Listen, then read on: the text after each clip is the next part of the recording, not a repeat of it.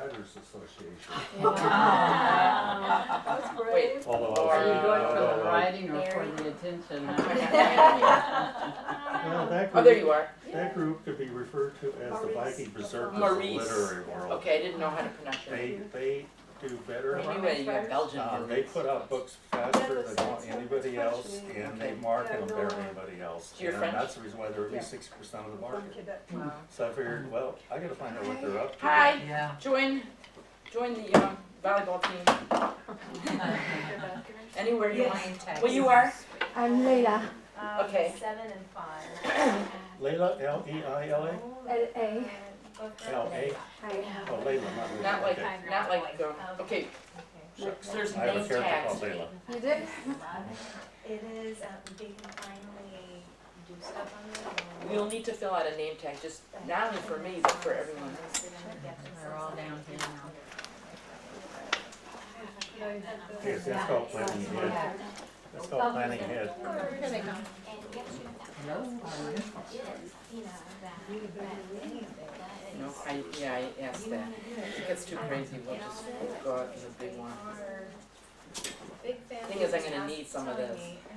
I'm gonna need, stuff on my computer.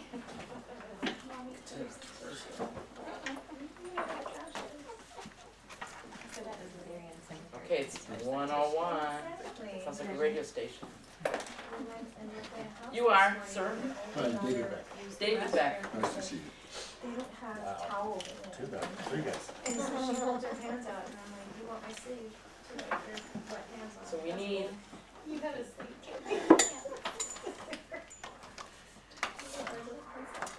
we need like 4 or 5 more people. I will give you I the don't think so, you don't have that many chairs. Well, we got 2 here. Oh, two down there. No one wants to sit next to the teacher. Barely. It's just a longer one. Plus I have handouts for you. Isn't that special? Fine. I didn't trust this, and I didn't know how well you could see off it, so I just like, what the hell? They have good, I'm gonna, they have good quality stuff here. okay. And we're gonna do some things that I didn't hand out to you. So I always have a crisis as to take some this way and take it this way. And then you might hand me the leftovers.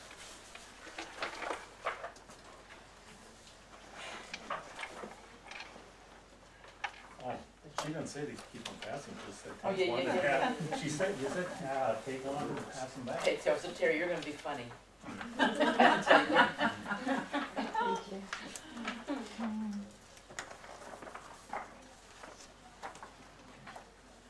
Okay, should we wait, or Pass should these we, back, the leftovers. I didn't get any, yeah, let me just see if I got an indication that people aren't showing up. Thank you. Sorry, I was wondering, does anybody know if there's a coffee machine around here? No? Now, it's just kinda like, It's gonna be a dry it's workshop. bare bones, but pleasant bare bones. Thanks. Find someone's fax machine they You know, haven't I've secured. learned. They? Find someone's fax machine they haven't secured. Yeah. There's a lady Okay, letting you if any of you need, paper to, when we do some of our writing, here it is. Don't be shy, don't be like, oh, I forgot, because here it is. Now, where is my, okay, we have a lot to do. We will, I don't know if I'll get to everything. I might have to devolve to a summary mode in terms of all the stuff I handed out to you, because there are other things we're gonna do as well that I did not hand out. So, but you will all know why I sent you what I sent you. I'm glad no one had problems on downloading. It's very, very exciting. So I am Elin. Just to let you know, I am a native Chicagoan, 4 generations. This is my family of my husband and my kid, this is our second stint in Dallas. We left my hometown in 2001, spent 4 years here, then went to Seattle, then Houston, then back here since 2014. So, yeah, kind of all over the place. This is okay, just to let you know, this is a huge topic. We can't possibly settle the matter in a mere 3 hours. But hopefully you'll emerge with some greater understanding, or maybe some paradigms in which to explore voice, some exposure to voices that resonate with you. Maybe also you'll learn hopefully why things resonate with you. That's another thing. Also some history. We can do some history lessons. And this also means something personal to me, because I grew up with a father who had a severe stutter. And so the rhythm of my growing up was a halting speech. And it really defined his life in a very, he was damaged by age 4 for the rest of his life, because his father, in today's world, would be reported to the CPS with how he tortured my dad, because he wanted a perfect son, and the guy couldn't get out a complete sentence. So, and we just unearthed my brother. He died 4 years ago in '90, and my brother unearthed this memoir he's starting to write about it. And so that's how I know about the CPS part. I was just pissed my grandfather was dead, so I couldn't chew him out. But anyway, that's an aside to tell you that I think when I realized that the halting rhythms kind of were a metaphor for how we communicated in our family, it sent me on a journey of contemplation on this whole topic, where I wrote about it myself and the voices that I respond to. I'm very Midwest. I love the kind of brash, like we have to yell to be heard across the prairie kind of thing. We're very direct, and I hear that, and I'm also Jewish, so there's a lot of Yiddishisms that go on, and so anyway, my point is I've just thought about this a whole bunch. So, does that make sense? There's Austin. Austin. Hey, sorry I'm late. Okay. Somebody's there. One up here too. Yeah. Fill out, there's a name tag thingy. I know you, but not everyone else does. What? Oh, thank you. And? The handout. Oh, handout. Oh, shoot, you're right. Thank you. Thank you. Here, Austin, there's a handout. Okay. Austin was in my class last, from the fall. So, I know him. Okay, so what is voice? Does anyone have a working definition of it in their head? I would call it the face that you assign to a narrative. Okay. Okay. Your perspective. Voice in literature is the form or format through which narrators tell their stories.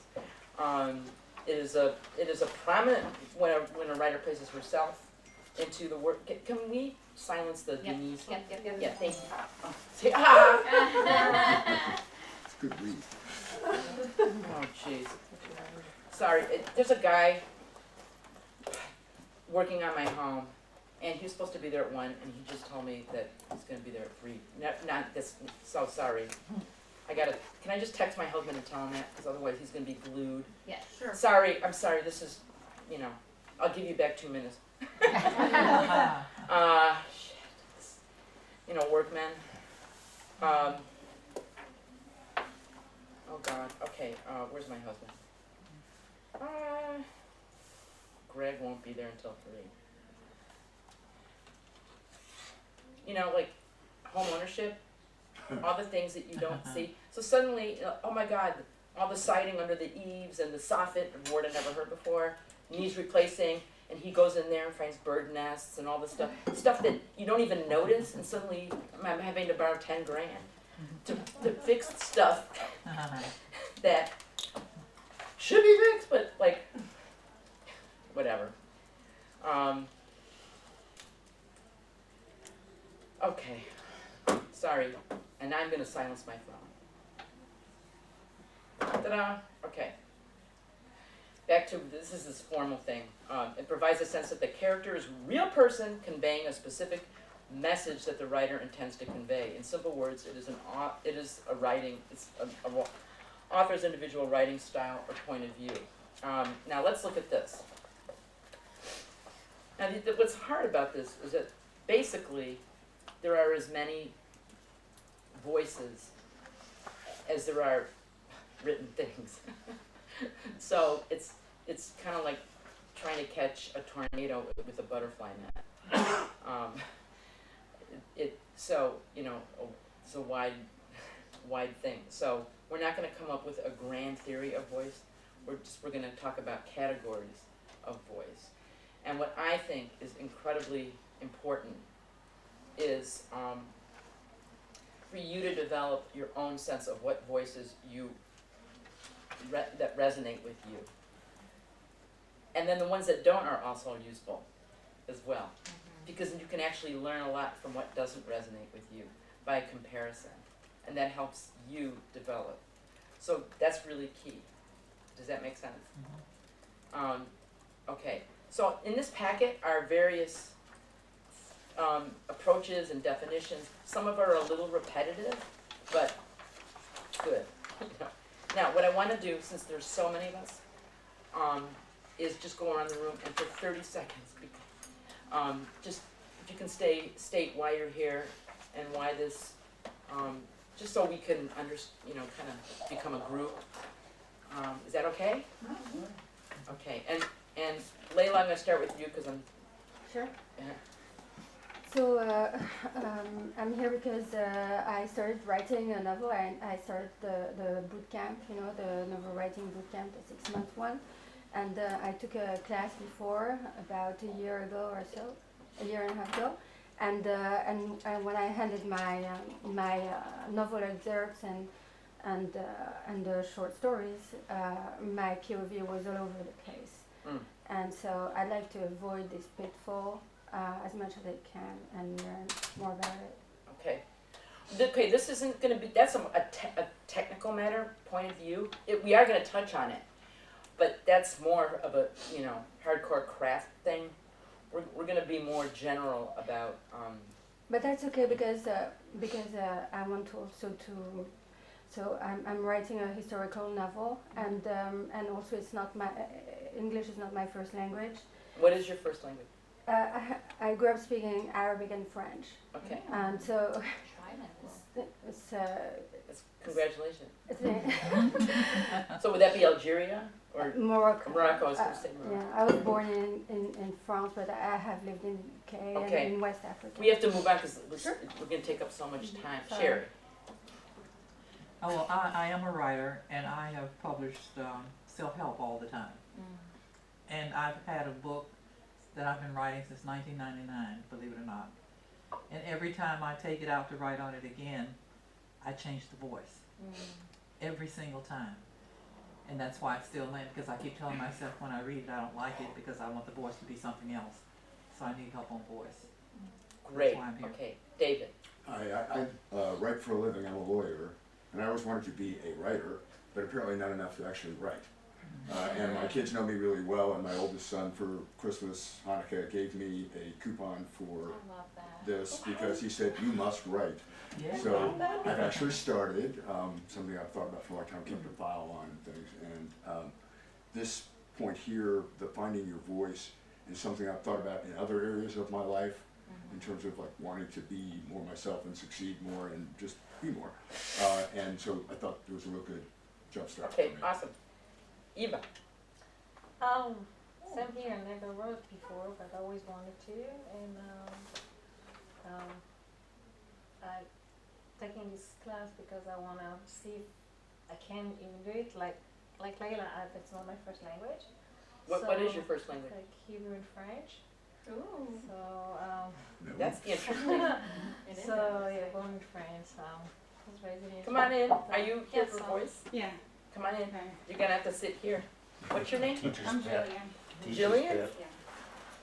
Are you here on this list? Somebody else signed me up. Oh. It was Adam. Yeah. Oh, you, okay. Thank you. Do we have a name tag for her? And I need those things back. I was raising Jillian, how do you spell Jillian? Gillian. Eva, I wish I spoke. Gillian. Yes. So, Okay, yeah, was, okay. So, okay, you know, most of my life I've been hearing that, but I was born and raised in France, then moved with my family to Israel, and then my husband to Dallas, 35 years ago. Chris, your turn. I have gone through bouts of writing throughout my whole life and never had time to do it, but I will retire in 2 years and I want to be on the starting line by then. Okay, great. Michelle. So I've always loved writing. I've had ideas for books ever since high school, and I've kind of worked on them on my own, but I don't really know what my narrative voice is. And so I've gotten really involved with the writing workshops, and I've been going to a lot of seminars. So Okay, kind of just trying to cover everything. awesome. Okay. My name is Maggie, and I've always wanted to write also. And I've been retired for 3 years and still wasn't writing, so I've started taking some classes and just starting to write. And I want to learn as much as I can. And also, I've been told before that my writing sounds just like I talk, which I would like to change that up a little. Oh, I like that. That's interesting, okay. You know, have it be really someone else. We're gonna talk on about the that, page. that Good. very issue. Austin, Yeah, I'm a writer, and I don't think I have like a big problem with voice, but I wanted to take the class just to see like what information was out there that I wasn't aware of, or that whenever I took your class, there was just so much stuff that I never had thought about before. So I wanted to see like what. it was great seeing his name on the list because it challenged me to come up with completely different stuff that he would never. Yay, thanks, Austin. Yeah, I mean, it wasn't that hard, but it definitely was helpful. Okay. Terry? Terry, about 6 years ago, I read a online set of short stories, got into an argument with a writer that she was poorly treating the characters. She was going for the cheap thrill as opposed to and she wrote me back and said, you have all rights to these characters, do what you want. Within a year and a half, 2 years, I had 4 novels. I figured I better, then I went back and started editing, and so 2 of them are out. The third one, I decided to just completely throw away, and I'll keep the characters, basic plot, and the themes.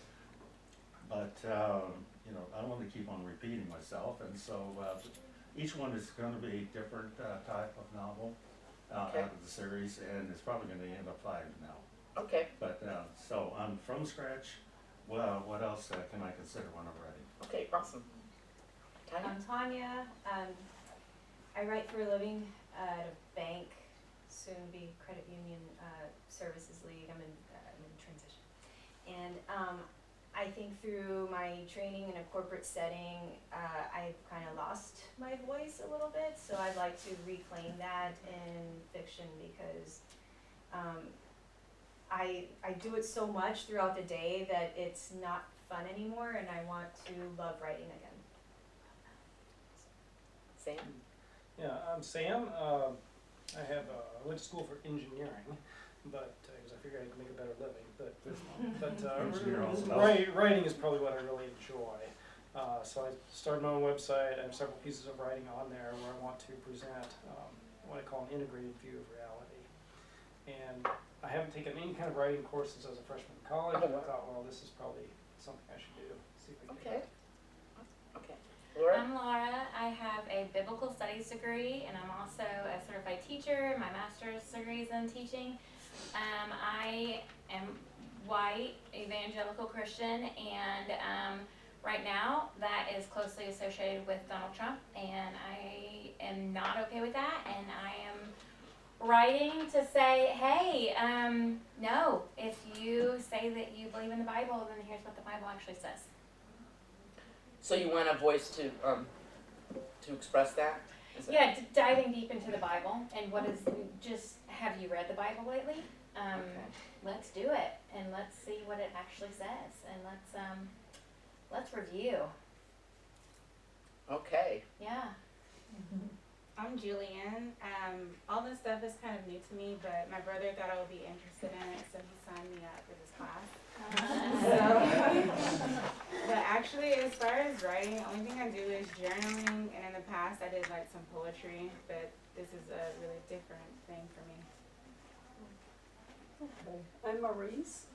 Recently moved from Las Vegas, Nevada. Excuse me. I write for a living as well. I write web content, all the ads and blog posts, but mainly for a law firm in Las Vegas. But I also do it for some alternative healers that I know. And I have a memoir finished, probably will be published within the next 3 months, I think. I have another one. I have a lot of, I know what it's about. Anyway, taking notes, but I also have this time travel series that will not let me go. So I'm pinning notes down about that as well. And that's probably what I'm looking for a voice for. In my own stuff, I got it. I sound like me, and that's how it's good to sound that way in memoir, so, but I don't know where to go. I don't want to sound like me in the time travel. Okay, and then we also have some live streamers whose names keep changing, so I'll just say hi. Welcome. Maybe, hopefully you'll, oops, what is it?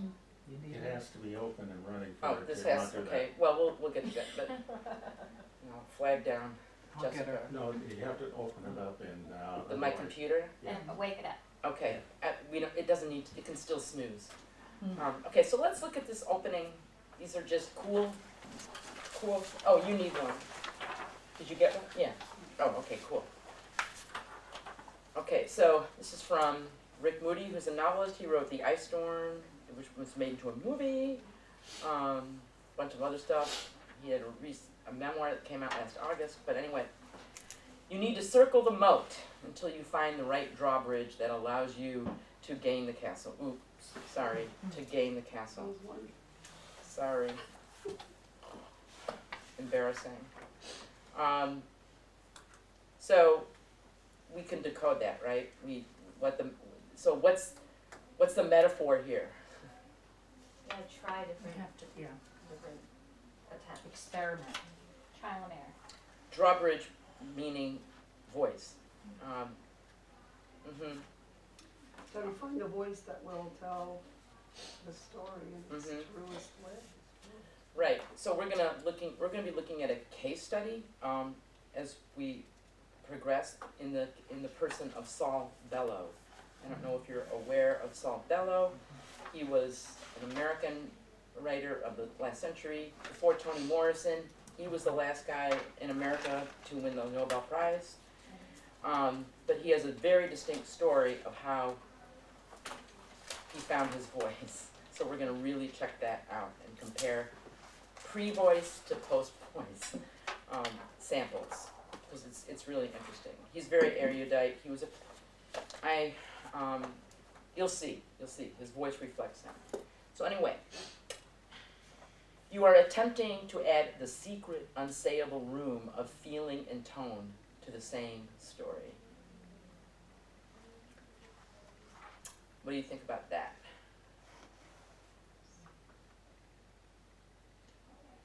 Are they saying that you have the story, because you've been making all these notes, but it's the feeling that you haven't added in yet?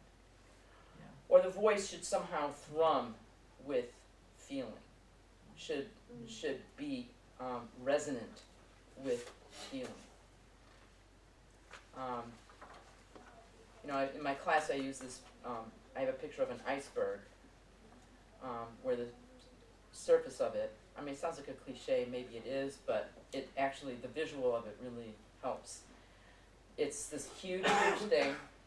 The water, only about this much.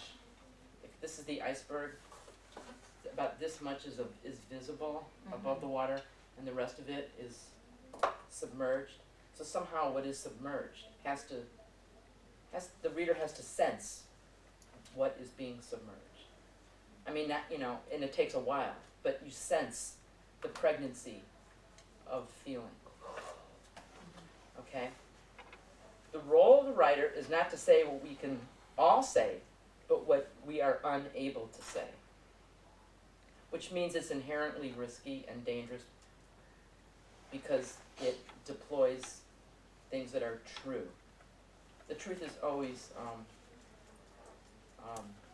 destabilizing. Does someone have a better word than that? Stabilizing. Unsettling. Stabilizing. Unsettling. Thank you. I agree with that, but I'm being hard. it's a but it's a process. The truth will set you free. But Unsettling, the truth First is of all, always make you unsettling. miserable. Or unsettling, that too. Unsettling. okay. You can't chew with somebody else's teeth. Find your own voice. When there's too much, something is missing. So that is a typical issue with a lot of writers, myself included. I always oversay, because I have this baked-in fear that people haven't understood me or heard me, and then I go back and I read it, and I'm like, oh God. So that's the other thing, is that you want to get to know your own process, so that you have patience with yourself, but that you know that you're going to have to go back. Okay, you might turn the page. Oh wait, no. This is what I want you to do first. You have a sheet. Where's the? No, people need notebook paper. Do you need paper to write down? No. Okay, write down. We will come back to it soon. We're going to be doing 3 different writing sessions in this class. Write down 10 things or people that you care about. Could be people close to you, people you admire and disdain, whom you don't know. Animals, ideas, events, topics, anything. So I could, just based on what Laura said, I could already put 2 of those down for her. But maybe she doesn't want to put those down. I don't let anybody put down things for me. No, I'm just saying, I'm just I mean, joking. No,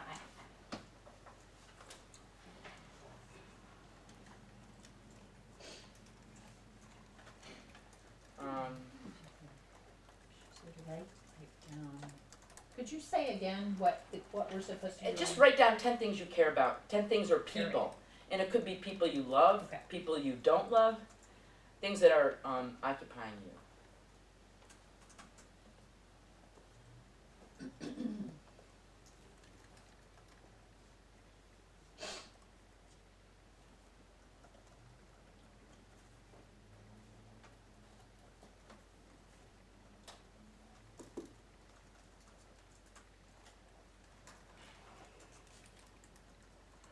Somebody just emailed me that.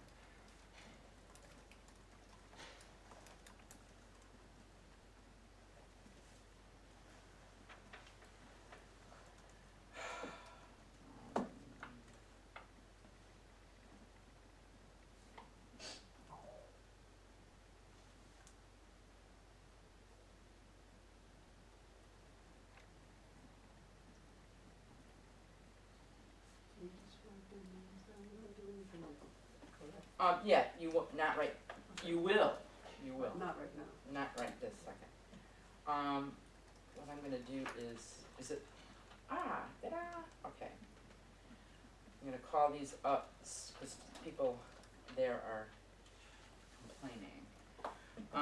Okay, voice, keywords, and concept. Let me just get this on the screen. This is in your packet. Turn the next page. Okay.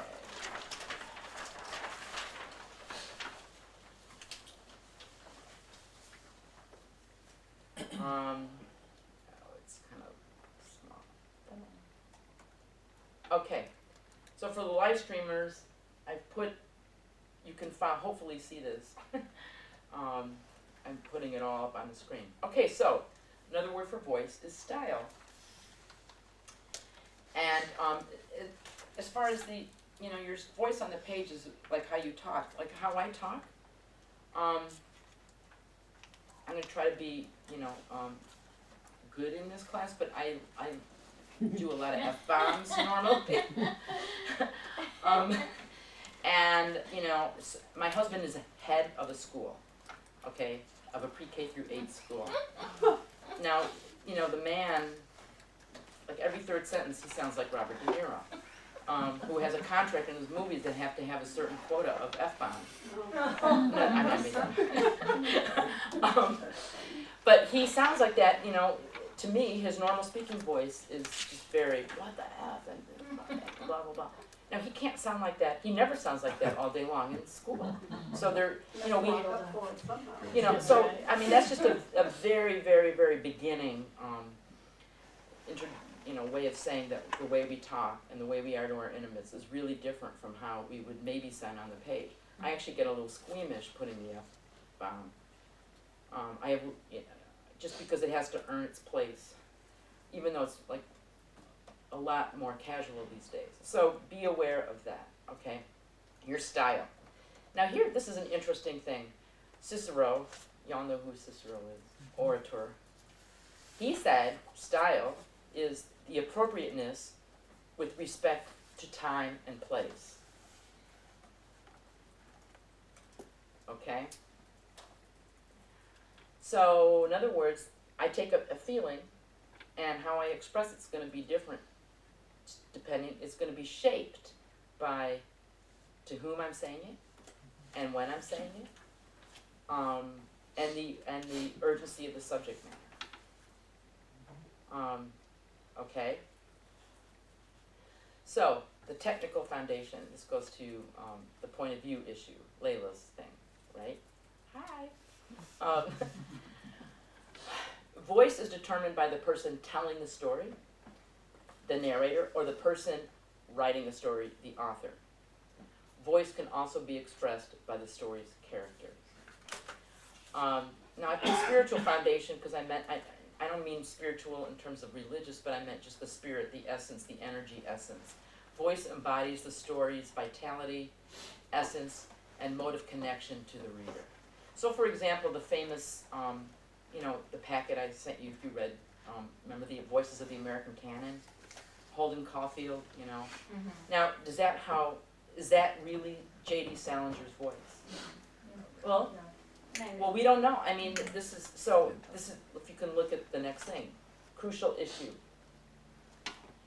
Is there a gap between the narrator's voice and the author's? That is, how much do the story's characters embody the natural expressive style of the author?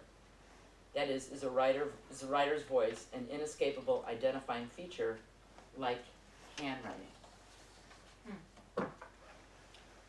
So, I'm going to do something really cool to kind of go to a different field. I'm just going to minimize this. And I don't know if you all know, do y'all have ever heard of Piano Puzzler? Do you know what this is? Okay, so this is in the realm of music. Okay. So this happens every Wednesday, and what happens is there's a guy who composes a popular song and easily identify, well, in some cases not always so easy, but often a song that's out there, and composes it in the voice, in the style of a particular composer. Mm-hmm. So you have to hear the hidden tune, and then guess who's, to prove that when I read something, like Rick Moody has a very identifiable voice on the page. So I thought this would be a fun kind of exercise. So, and I previewed it, I know just which one I want.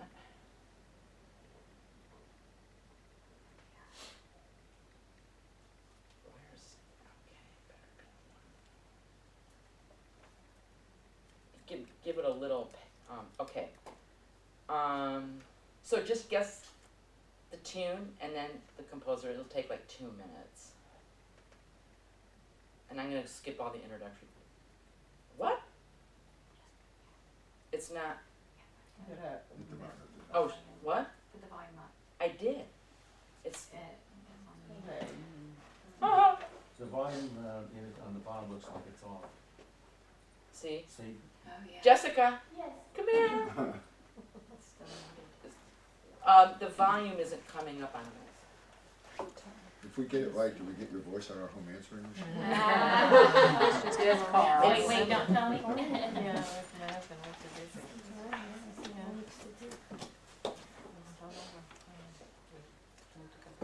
See, I go like this and it. Oh, because I bet it's muted on the true touch on the Yeah. smartboard. That one's usually not muted if it is up. Last time I was there was in June after.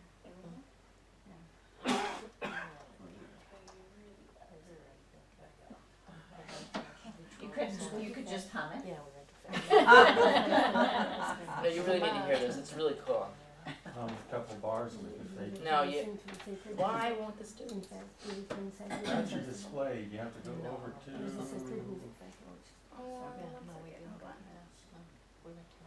I don't see. Is the audio lights. Never happened. No. Is it gonna work? It may not be There it is, this. I found it, right next to the battery at the top. Yeah, it's off.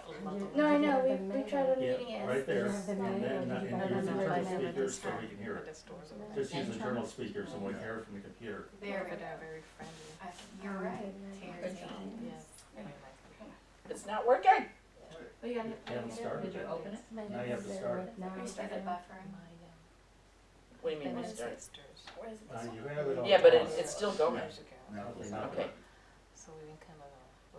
How long ago? Which one It was says Were resume they listening. a part of the original inhabitants, or did they come from Spain? Oh, okay. Yay! Okay, no, we gotta start from the beginning of it. Okay. There's a lot of introductory, because there's a guy on the radio that they've invited. Something even more intriguing. So I'll do it where it starts. Wow, I can't wait to hear your approach to this and your take on this. Okay, well, Bruce is standing by. He's ready with a brand new puzzle just for you. As always, Brent, I don't know what's coming, but I have the feeling I'm just going to be able to sit back and watch this one. Well, we'll work on it together. We'll see. Okay, here's Bruce Adolph with your piano puzzler.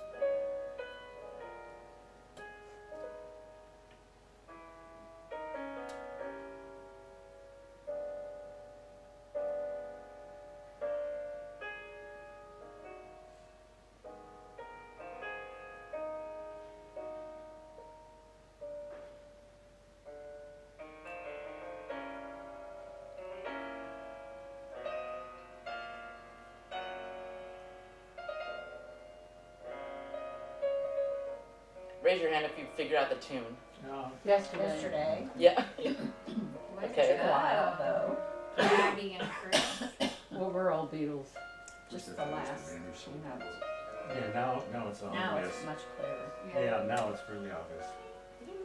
What threw me was the thirds But were a who's- direct rip who off is of a nocturne. In whose voice Oh, it's, is the it thirds are predominantly a knockoff of someone's nocturne. Debussy. But I can't remember who. I guess. way earlier? Way earlier. It's. Yeah, I mean, in other words, we're picking up on the vocal idiosyncrasies, on the style. Barbara music itself. Streisand. Composer. Were you talking like Beethoven and all those kind of people? Yeah, like them kind of people. It's he's pulling off from a nocturne, but I don't remember which one. It's not. It's not Chopin. No, it's not. Not Should I Yeah, spill beans? Yes. Yes. It's Bach. Oh, right. Oh, I didn't even. I It's It's so quiet. Yeah, and then, you know, at the end of it, he explains why it's Bach. You learn a lot about composers' styles if you listen to this regularly. It's every Wednesday. It's, Brent, glad you okay, here. What's going on? you wanna hear the guy figure it out? Oh, so much. At first I was a little thrown, and then even though I tell my students that don't stop thinking about tomorrow, I think of yesterday. I think I heard the Beatles song yesterday. Absolutely, rock UK. Beautiful, yeah. The beginning was haunting and melodic. It took me a while to catch on to it. Interesting. So, okay, Brent, you got the hidden tune, the Beatles tune yesterday. And what about the composer whose style Bruce might be imitating here? What do you think, Brent? My first thought is Chopin. That was, I can totally understand I that. can understand that too. It's similar to some of those Chopin preludes. Like a dirge, even. Yeah, it's understandable because there are some harmonic similarities and there are a couple of incredibly beautiful moments that feel very romantic, but actually the chords and even the most romantic parts of this come from a much earlier composer. Much earlier. Like a Baroque composer? Yeah, and somebody I think who Chopin and almost everybody couldn't live without. So that might be Bach. It might be. Okay. It is Bach. Okay, so it gets you, and then, you know, also think of any art form you see. Go to a museum and look at paintings. You know, Picasso has a distinctive thing, but a style and way you can recognize it. But actually, you know, he started out very straight. He had, you know, very straight portraitist. So that's about a voice evolving, as it were. Chagall, right? Very distinctive, identifiable, bold use of colors, et cetera, et cetera. Look at how you can recognize people. The other day, I was driving in a car, listening to the radio, and a symphony came on, and I didn't know what it was. I said, okay, it sounds just like Mahler. Sure enough.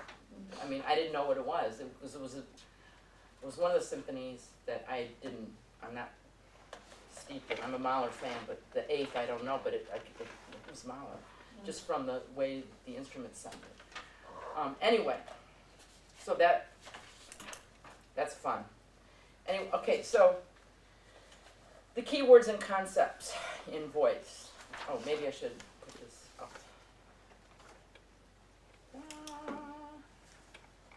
Call this. Okay. Tone. Tone is like the first thing we recognized. Formally, it's the author's attitude towards the subject. And what kind of and what forms the tone? What kind of language does the author use to convey his or her attitude? And you might want to, you know, is it formal or is it vernacular? Meaning informal, of the street. Is it light or is it serious? Is it straightforward or is it full of witticisms? Is it plain, just straight, or wait a minute, objective subject? How much, I always find, this is what I find actually almost the most interesting thing in a text. How much, in a third person, meaning not an I figure, how much direct opinion is really being conveyed on the page, and that would come from the author. Now, that would be kind of like an editorial omniscient. So one of a huge practitioner of it is the writer Milan Kundera. I don't know if you've heard of him. He's a Czech writer. He's exiled in Paris, or he was at least. He left during the '68 thing. But boy, his writing is very, very, very, very, he's interpreting reality directly as the author. So that's an interesting voice. Is it comical or is it low key? Is it digressive or is it direct? Like, does it include a lot of other observations? Is it lyrical or unadorned? Now, some of these overlap, but, and these are kind of,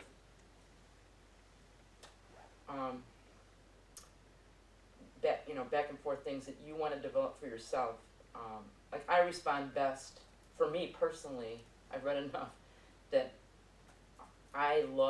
something really, for me to resonate, there has to be an element of humor. It doesn't have to be, okay, I mean, there's always exceptions. But for me, that's what I connect with. I've got this phrase, it can be solemn, meaning dealing with solemn subjects, but not serious. So, for example, in one of the Amy Hempel stories, The Dog of the Marriage, she's talking about the end of her marriage, and she's making cracks all the time. It contrasts greatly with the second one, but, so just to show you. Can I ask yes. a question? So, this whole thing, so in my own voice, I can be light or serious, or really objective, subjective, plain, comical, low-key. So when you're writing a character, is it still, it's kind of like my own voice is still there? Do I completely reinvent? No. You don't use my voice at all? I have to make one up? No. I mean, I'm thinking of authors like John Grisham. You can pick it up anywhere in a book and you know he wrote it. So even though there's different characters and everything in there, maybe fiction writers can answer this, I don't know. Like, what do you do? Well, that's kind of the choosing point the of voice the doing character? the piano puzzler, was to say that you're gonna be You're there. still there no matter You're still what. there. But there are, that's a great question. You're still there. Because it turns out I actually think that writers do have signature kind of worldviews and perspectives, and there will be a voice. Again, not 100% of the time, because there's always exceptions, where you feel that there's an essential vitality on the page. And so we will encapsulate your worldview, and all the stuff that's gone, your voice is like a huge cauldron of influences, things you've heard, rhythms, this, that, attitudes. Okay, if you grew up, I was born 11 years after the liberation of Auschwitz. Gallows humor it's just kind of, it's a, Part of that. not that we knew anyone who had died in it, but just it's just a cultural part of our cultural DNA. So that's going to be present in a lot of my writing. That kind of just. It seems like it's kind of that spiritual foundation that you talk about, the essence. Like that essence is always going to be there. You can't ever be not you, even if you're playing a role of, the character. You're still you as the author. Well, there'll be also writers that actually don't have a signature voice and have. So, example, a huge example is a giant in modernism, James Joyce. And he's, okay, so I'm going to be doing this. When I was a kid, I used to laugh at people. But now I'm at that age. What? Well, I it's. thought you were just trying to get used to all of us by not being able to see our faces or take the glasses off. No, these are reading glasses. Like, if I got kidnapped without these, I'd be in bad shape. So, I have like spares. But then I also had cataract surgery in both eyes. So, when I do this, I can't see Sherry. She's a big blur. Anyway, neither here nor there. Anyway, so what in the childhood excerpts I did, the first one was Joyce. The opening was in the voice of like a 4-year-old. And then he's in boarding school, and the voice reflects like a 10, 12-year-old. And then it evolves as his age and his experience. And by the very end of the book, if you've ever read it, he's like 22-year-old smart-ass, wise-ass, who's going to leave Ireland, and he assigns, I'm going to create the conscience of my race. So he's, it's a very different voice. And then in Ulysses, a book that takes place in one day, June 4th, and there's 18 chapters and 18 different voices. Because he's doing different funny rhetorical things, depending, yes. So one of our live streamers asked if you could resend the documents, because I will, but I can't, I don't wanna do it right No. in the middle of class. maybe during the break at least we can read it. Yeah, but they can't see it? They can see it, but they kind of wanted to see it while they're listening to you. So I don't know. I've seen, it was so hard to tell who was live streaming and who wasn't, so, The people here they'll get them. aren't- What? People here aren't live streaming. Yes. Thank you. No, but it changed, like, what, I mean, okay, whatever. Yes, but, brrr. Where am I? Where am So I guess I have a related question. Yes. Where it's this crucial issue on the other voice page, it sort of implies that the story's characters in a fictional work should express the natural expressive style of the author. That surprised me a little bit. I thought in a fictional work, maybe different characters would sort of have their own voice, and the author would be able to invent a voice for the different characters. That's what I was. No, it's a question, it's a I'm asking that question. Okay. I have no I have no answer. I understand. You know, characters will be different, will be wildly different. But that's something to watch out for as you're creating characters. How do you go about giving them their own voice that does not sound like you? So I'm asking a rhetorical question. Is a writer's voice an inescapable identifying feature, like handwriting? Uh-huh. No, I mean, this is something for you to go off and contemplate. I understand. Yeah. It's just that it comes up a lot. Okay, so the attitude is the emotion the tone creates in the reader.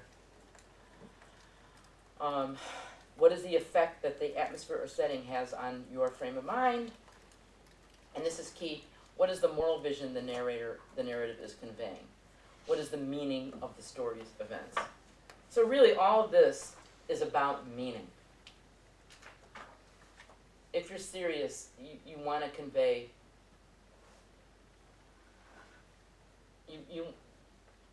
I believe ultimately what makes literary fiction good, among other things, is that there is a clear moral vision. It's not something like that you can put on a sampler in a kitchen. It's, you know, it's not reductive, but there's a grappling with an ethical view of the world, and so really the writing is serving that. Does that make sense? Mm-hmm. Okie dokie. That's number 2.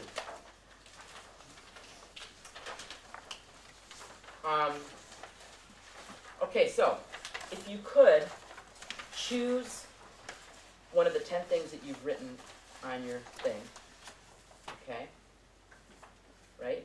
Mm-hmm. And take 10 minutes to write about a time when you experienced serious disappointment with your choice in your natural voice.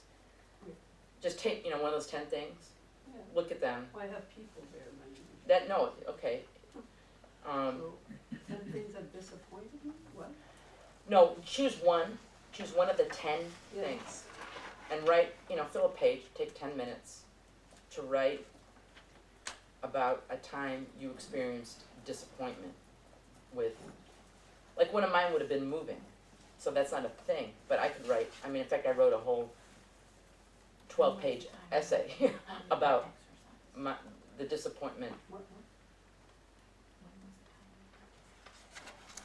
When will you just choose something and experience, and just spell out when you experience disappointment with one of those 10 things.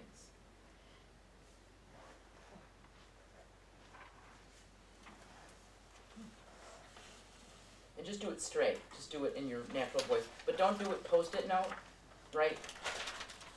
Not just little jottings, but sentences.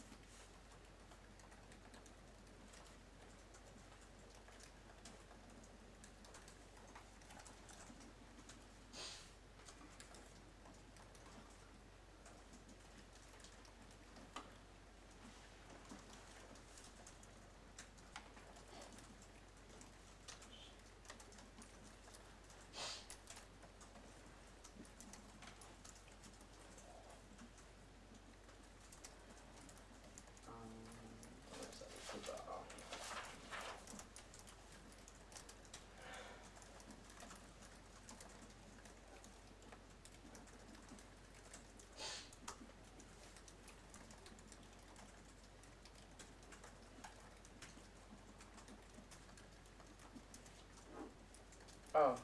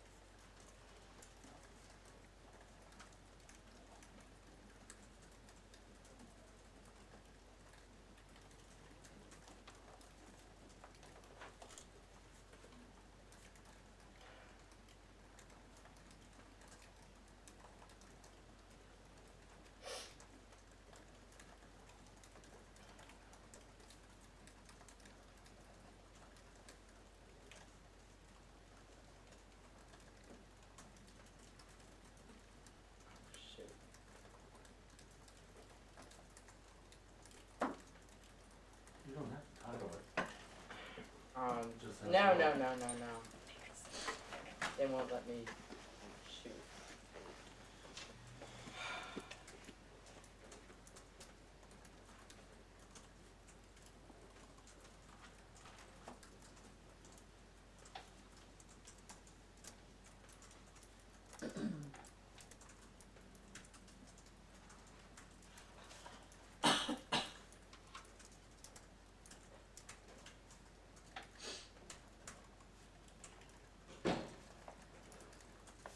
Okay.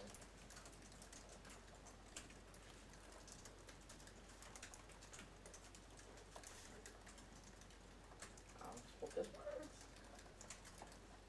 Yay. Okay, one more minute. It's okay if you don't finish. Were you in one of my classes before? Okay, sorry. No, no. They all engineers look alike. No, they don't.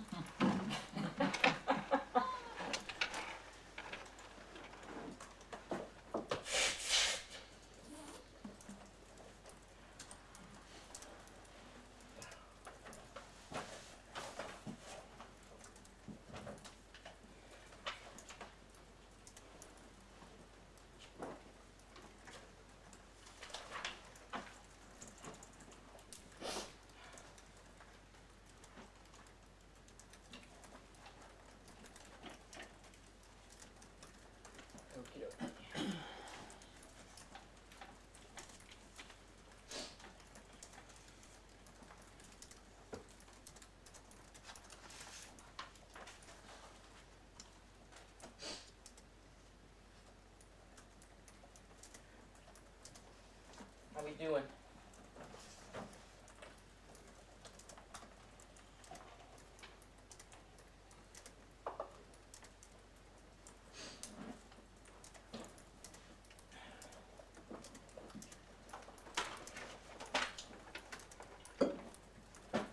Okay, so in your packet,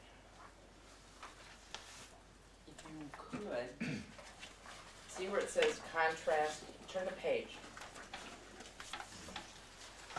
Contrast the narrative voices in these two passages.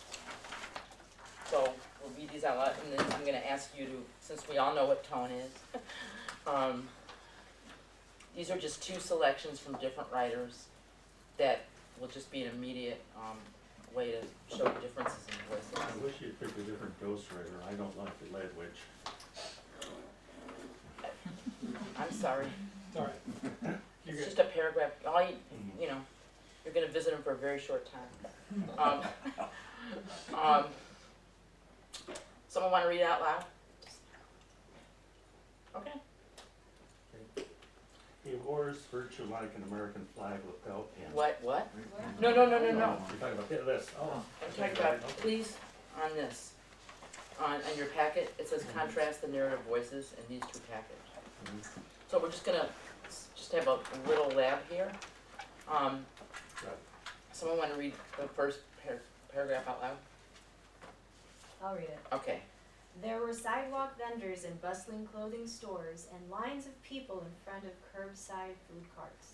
There was a lot of scaffolding and cranes from new construction and building renovations. I even saw a Times Square style double-decker bus go by filled with wide-eyed tourists. Okay, so please just jot down the style, including the verb, the tone, and verb choice.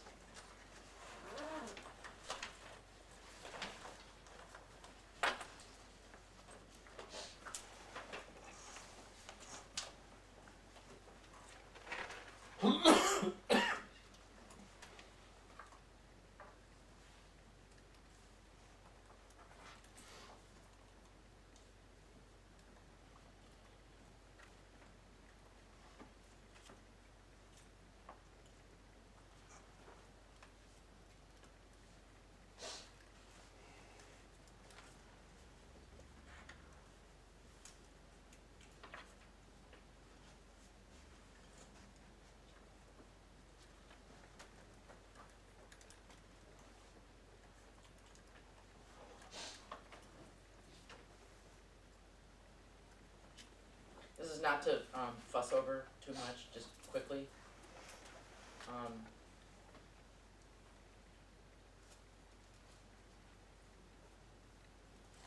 Okay. Let's look at the second one. Someone else read it. Y'all gonna have to do some reading out loud because there's a lot. Okay, come on, Dave.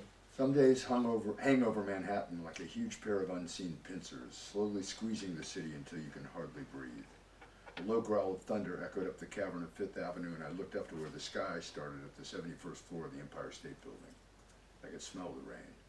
It was like the kind that hung above the orderly piles of concrete until it was soaked with dust and debris, and when it came down, it wasn't rain at all, but the sweat of the city. I could listen to you read all day. You did Mickey Spillane and Orlin Turner in school.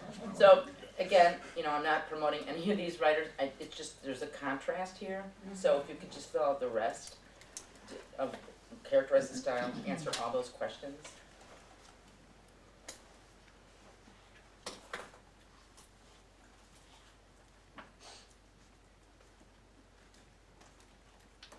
Just to get our feet wet.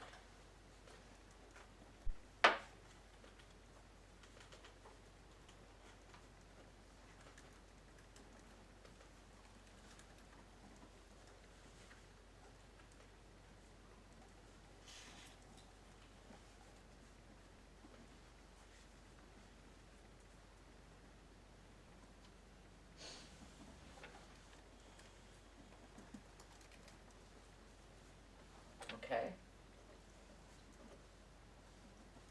Again, don't go crazy over this, but the difference should be pretty clear right away, right? Hopefully. Anyone wanna offer what they had? Yes? On the first one? Okay. Sure. Okay, the style, lots of telling, and almost entirely in the passive. Settings, this guy is really distant from where he lives. No emotional or spiritual connection going on. What might I remember about this passage? Nothing. Okay. It's very forgettable. Yeah. It's a throwaway.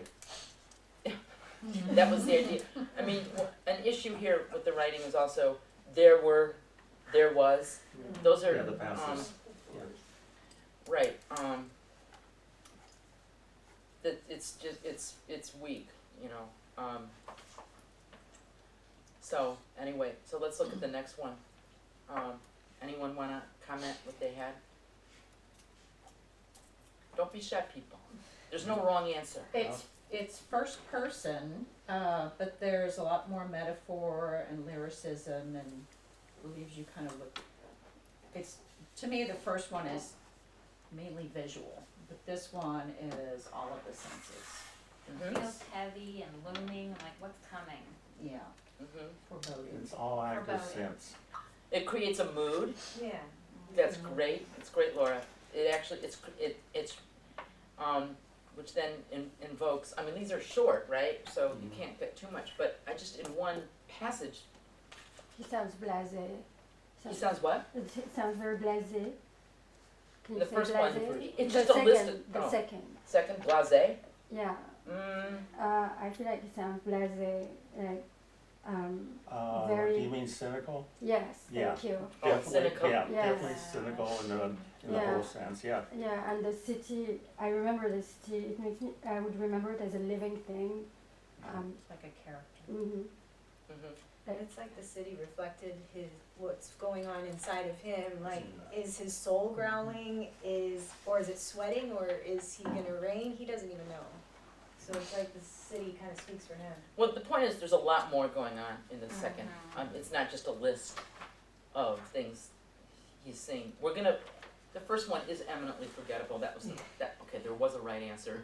I mean, there's nothing to remember. But here, because it's connected to sort of an interior landscape, which is pretty much doing the perceiving, like the pincers, imagery like that. There's an art to, using similes and metaphors. They have to be right. You can't. I'm curious to know what purpose it served, the first one, because it's so forgettable. Just background, I guess. Airport books. Yes. Mind makers, yep. Okay, so that was just a little fun little exercise to get our feet wet. Let's look at general notes on voice.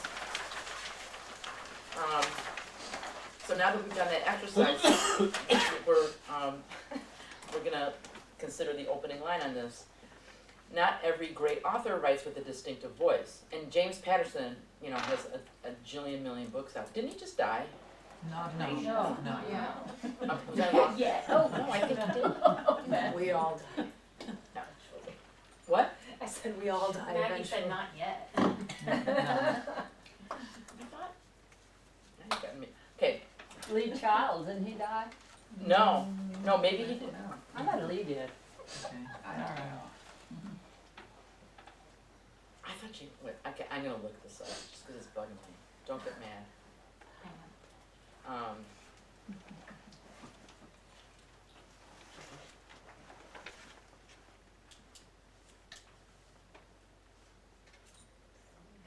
Well, and No, he's alive. Yeah. So, okay. It's James Patterson and Michael Ledwidge, and so Michael Ledwidge probably wrote it, and James Patterson was like, if you give me a piece of the dough, I'll do my name to it. Well, That's what I always think when I see that. Yeah, I took Patterson's course. Yeah, it's master class.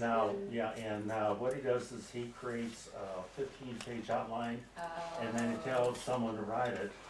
And I know which Patterson ones I'll be able to make the end of, like who the ghostwriter is. And 2/3 of his ghostwriters are you putting me on? My God. His voice depends on the ghostwriter. Yeah, he doesn't. He's not doing the writing. He's just coming with an outline. He doesn't have a jillion writers. He has a jillion ghostwriters. Yeah, but I don't read him anymore That's called because cheating. of that. Well, If you I can never. find, there's 2 or 3 ghostwriters who actually know how to write, and they're pretty cool. Okay. That's the only clean one. Wow. Thank you for telling. Okay. Anyway. I have the outline from the honeymoon. You do too, then. Yeah. I actually went out and bought that book, Well, Did you? and I knew what was going to happen by the end of the 40th page. It was supposed to be a thriller. Are you putting me on? Yeah, sometimes. Interesting. okay. Well, okay. I mean, here's the thing about that. I mean, if I can just take a 45-second. Austin will know that from the reading you've done. I mean, none other than Stephen King, who you would maybe associate with, heavily plotted stuff. In his book on writing, he eschews plot. He says you need character, description, and a situation and dialogue. That's what you need. And if you come up with a rich enough situation, it will write itself. He does not do outlines. He does not. But he's different because I read that book too. He's different. He says he doesn't come up with his content. He said it was already created by the universe and he's revealing it. Oh, how Aristotle of him. That's Plato, actually. And Aristotle. But that's a very distinct belief system. Well, he's saying basically it's kind of like the iceberg thing that there's latent things inside, and he's foraging and he's there to discover what it is. He changes because he goes through the misery thing. It was one thing, and then he goes, wait a minute. Well, it That's- depends on what that's- drugs he's on, you know, from the book. Where he is in his drug like drug addiction and his, yeah. His best numbers are the ones he doesn't remember writing. Well, So anyway, that spirit who's helping him write, there's maybe something to be said for that. well, Oh, anyway, wow. that's, this is a different topic, outlines and stuff like that, but, I think it shows, if your approach to writing is by outline, that's like, you know, those, like when I was a kid, painting by number, and you're not gonna have a vital voice that way. Yeah, because there's no heart and soul in it. It's Yeah. like, I read Danielle Steele for years, but at some point I had to stop. It's Because formulaic. I could start a book that I thought I had not read, and by the 5th page I was like, wait a minute, I read this book. Under So a different her name. books became Yeah. very formula, and so then. Look, you know, if you read it, look, I've got this whole thing, Austin, maybe you remember or heard of it, where if you watch the TV show Law and Order, it's completely formulaic. Yeah. You know that, you know, it's gonna be set out, I can't watch it, 'cause I've watched it like twice in all Yeah. its many iterations and years. You know, 12 minutes, and then the commercial, Yeah. and every single time it gets solved. Yes. Every single time. And it happens in defined, you know, minute increments. That's not art. No. That's not discovery. It's comfort. It's the equivalent It's of. for the masses. It's a big bowl. Well, it's a big bowl of buttered popcorn that, just, you know, it's comfort because it's predictable. It's predictable. It's escapism. It is an escape. You escape into something that's predictable, that soothes your senses, that doesn't keep them. Wait, what's going on here? So let's go on. In defense of outlining, I have the outline after I'm done to find out where all the holes are. Well, that's fine. And I'm paying a guy in Pakistan to write some software for me to help that. Okay, we have to go on. I mean, we can really get okay. But it's also true that the right voice can turn a story from good to great, and that some stories need to be told in a certain way to realize its impact. If you aim for such a story, you need to develop your voice. You want to create a voice so distinctive that readers will recognize the tone and rhythm of your style and become enveloped by all the themes and feelings they've come to associate with the sound of your voice. Again, that's not 100% of the time, but you know, just the idea of a signature self. Like, you know, so for me, reflecting, I just come back to myself, because if my piece doesn't have some sense of humor, some sense of irony, it's boring, it's heavy, it has no life in it. My natural voice has to have some of that. And sometimes it can take a long time for me to find that way. So, anyway, when you want to explore a particular voice, think about developing a persona. This is a character that is not quite you. We all have a distinct way of talking, the way we structure our sentences, the level of formality we prefer, or the phrases or devices we favor. Remember that your voice is a performance, not just, quote, the way you write. Performance is craft, something you've developed to make your story more memorable. The latter is laziness, something to excuse ineffective sentences and to avoid the work of multiple drafts. One thing to keep in mind, writing should be in this order: felt, then heard, and then thought. Always in this order. And this is... I'm not sure what that really means. I read that over, and can you give an example of what you mean there? The first thing that a writing should convey is the feeling of it. Be anchored in the feeling of it. Okay. And then the sound, and then the sound of it. It's the showing versus telling, I think. Okay. So the emotions you're trying to evoke in the Right. reader are more important than the thoughts you're trying to convey? Right. And this is from an extremely erudite woman with, PhD in literature and, It's interesting, 'cause I'm in the technology field, you always try to convey the idea, you don't really care how someone feels of it. this different realms, different castle. I think what's gonna keep a reader reading is that they're feeling something as they're reading. True. Like that's what keeps keeps me reading.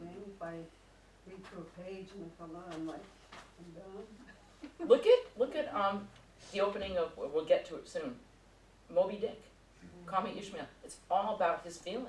Whenever I get the hypos and feeling bad and want to, follow funerals and coffin stores. And that is a book about ideas. And that is a book, about tons, gets really technical about I haven't read it since college, but,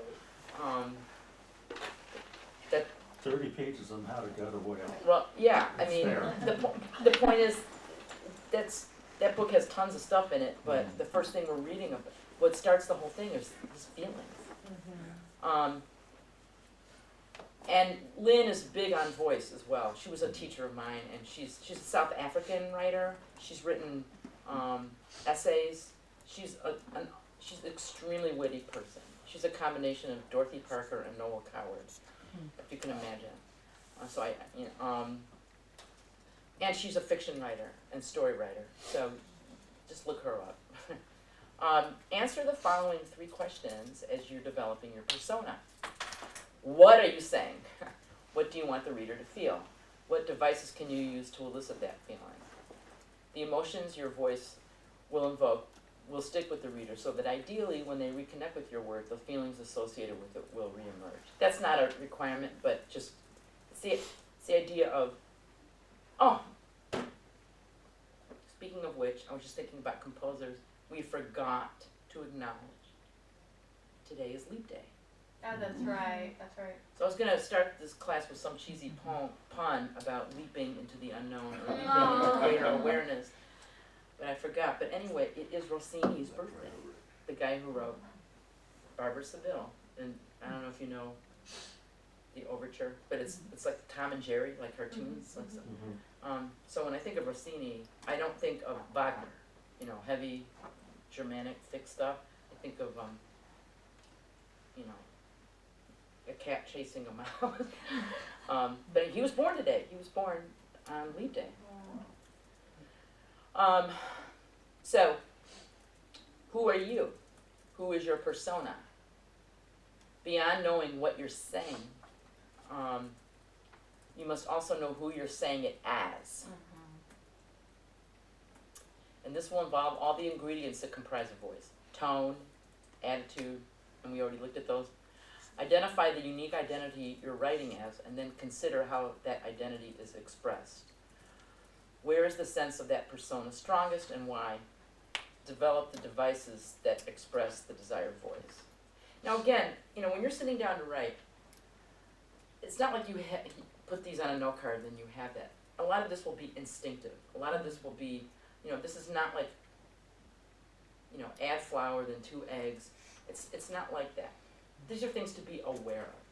These are things to, and as you're writing and look back, then you can subject it to a more critical perspective. Does that make sense? Yeah. And again, finally, who are you talking to? This one involves defining your relationship with the reader to use the voice of the persona to establish a tone the reader will use to anchor the reading experience. What will make your reader care about the narrative? I should have put that in boldface. I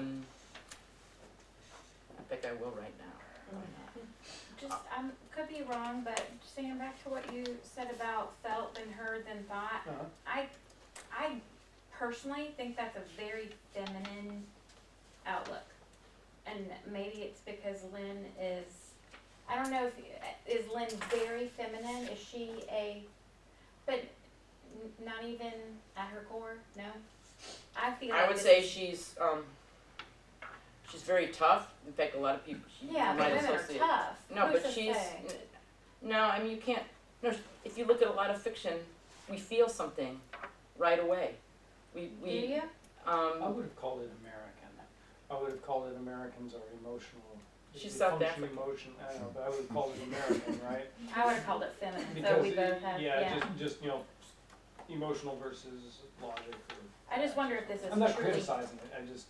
Is it truly universal? That's what you're asking. Well, you us could, not. again, this is just Yeah. What one Yeah, person yeah. says, I'm putting it out there. It's Yeah. a way to It's think about, interesting, it's yeah. a Yeah, way it to is. think It's about, interesting. again, this class is not a class in absolutes or rules. Right. It's a class in exposure to things that Yeah. you can use or not. Yeah, it's good. And if you look at a lot of the writing, I mean, look, Catcher in the Rye spawned so many would-be writers. One of my favorite writers who just died, well, in 2016, a guy named T.H.O.M., Tom Jones. Oh my God, when he read Salinger, that was it for him. And he wrote many, many books of short stories. He's an essayist. He was nominated for the National Book Awards. It's his collection is called The Pugilist at Rest. You know, so many people thought, cool, I want to be like him. I want to be this rebel with a voice like that.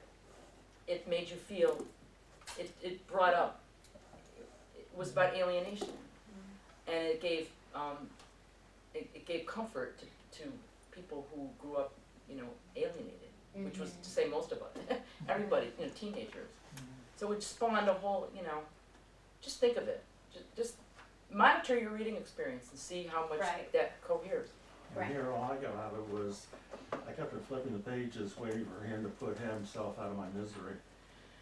Okay, yeah, I don't know that it wears well. I mean, and currently, a friend of mine and I had a discussion. But anyway, which point of view will best serve the persona? First person, third person restrictive, meaning it's in third person, not an I narrator, but that the narrator is confined to that particular character. A third person omniscient, which bounces back and forth. Somehow the omniscient has access to all the interior lives of the characters, or editorial assistant, where the narrator is just kind of like in a movie, if the character would just look directly at the camera and say, can you believe what's going on here? It's so stupid. Right. I know it's stupid, so you guys just know that again, if you want to see a great example of that, look at Milan Kundera, Kundera. He did the book, The Unbearable Lightness of Being, which was made into a movie by Daniel Day-Lewis, et cetera, et cetera. Okay, here's an example in the acting thing of actors who have signature voices versus the chameleons. So Daniel Day-Lewis would be in the latter. That guy, whoa. Every character he plays is a different persona and different voice. He's won 3 Oscars to show that. Versus Jack Nicholson. I mean, he has a persona, a distinct. A likable rogue. Right. How do you pick this point of view? You got me. It's really, really hard. Some people write their stories in different ones to see what finally works. Again, I'm struggling with that myself. Find the drawbridge. I'm struggling with that with myself. Some people just, have novels where different voices comprise the whole story. Now it's a really complicated question because of the whole cultural appropriation issue. Right, so that, for example, if I want to present a character that is not me, or, of my race, background, socioeconomic thing, we live in an era where I can't assume that person's voice. If I want to, I grew up in a white minority grammar school. It was a completely integrated neighborhood. So I have more in common with the black kids in my classroom than I do my first cousin. Jewish relative, way more. So who's to say what voice, the voices of my childhood comprise what's in my head more. But yet if I wrote in those voices, I would get, decapitated these days because they're not white. Cultural appropriation. No, it's gross, but that's kind of a hidden thing. I don't want to. You might just send it to your friends who are that voice and the sections and see what they think of it. Well, it's I write everything, I don't give a rip, but I also have people who I've worked and played with, I send it to them, and the only thing I ever get a complaint is, why aren't they more racy and why aren't they kicking more butt? I've never heard a comment, that's really offensive black, or that's really offensive gay. Well- I've never gotten those comments. It's a complicated question, I don't, it's related, yes. Can I ask you to Sure. go again over the third person restricted? Okay, so that is, if you're, Is that when you said Fleabag? Is that when you said that? Well, when you were talking about the character turning to the camera and just talking Can you directly believe forward what happened and here? forth. Yeah. Yeah. that's, that would be editorial omniscient. Oh, sorry. Restrictive is when when the narrator is really, maybe microphoning the thoughts of one particular character. Okay.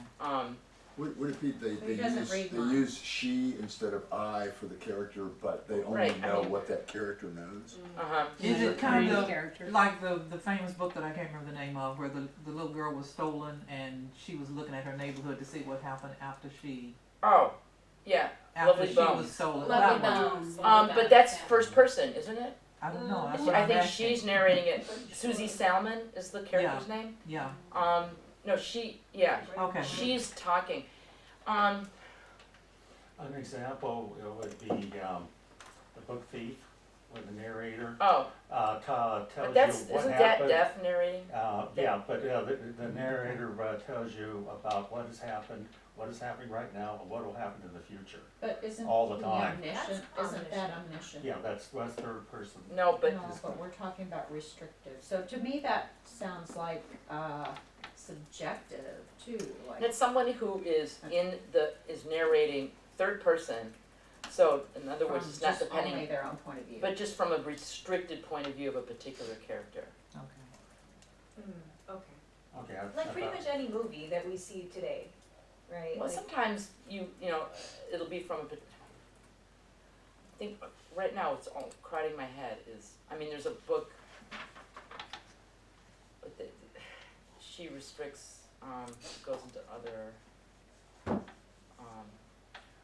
Well, Patterson alternates between third person restrictive and first person every other chapter. That's about the only Okay. style that's consistent through all of his ghostwriters. And one character is third person restrictive, the other Uh-huh. character is first person. I don't know if Okay. that's still true, I guess. So here's something to think about. So what makes how do you know you crossed the drawbridge?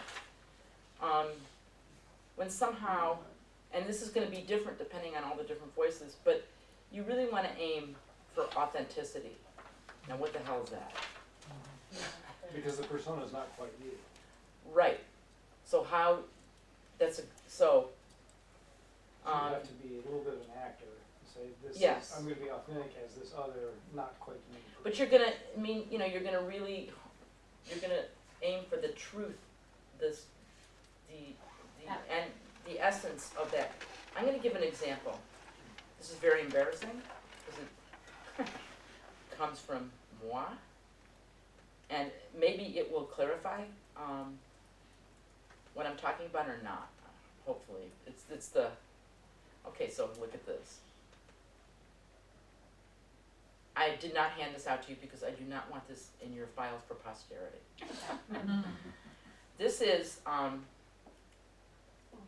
poem I wrote here when I was 10 years old. Seriously.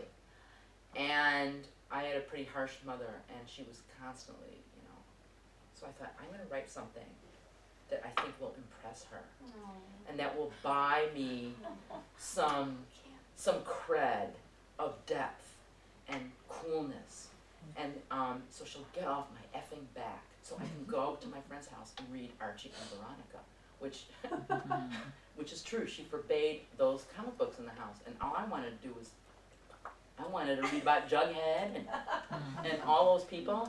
So I said, okay, what will impress me? So I came up with this poem. I'm 10. Okay, so I'll read it out loud. Sadness. Sadness is very dreary, a thing to think about. It fills your heart with weariness. Sadness is feeling. We need it sometimes to make the world go round. Sadness is reality. a kind of joy within itself, more or less a humble feeling within itself. I didn't know what the F I was saying. She cried. It worked. Oh my God, what a great daughter I have here. And then it got circulated in the family. I have, in fact, the copy I found in my files was in my paternal grandmother's handwriting. So it had just, and the whole time I'm going, I'm a fraud. You know, I don't know what I'm saying.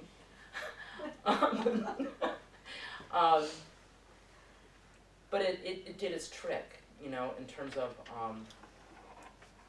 you know, see, Mom, reading Archie and Veronica isn't destroying my brain cells. So this is I'm showing this because this is an object lesson in inauthenticity. If I had to expand on this, I couldn't because there's no iceberg underneath it. I don't know what it means. It just sounded cool and deep. So don't do that. But you knew it would pull her heartstring. And so that was very It was effective. a performance, but Yeah. it wasn't authentic. I'll be honest, it's pretty good. Well, I mean, it has to have come It from could have someone been else's authentic. sadness, though. It could have been authentic. You It were was sad she per- was it on was your per- reader. Okay, so if I were to do it, if I were to really do it, I would do a deep dive on what sadness is, and Right. But that would have been a different poem. but I wasn't doing a deep dive. I was doing a dive to get her to Yeah. think. That I is didn't a want to pretty tell good her poem. that what makes me sad is like the truth about her, about my dad, about all sorts of stuff. You know, that would have a molten core to it. Yeah. This is prettified. It's Yeah. surface. Exactly. What's a persona? But I knew it was surface. Yeah.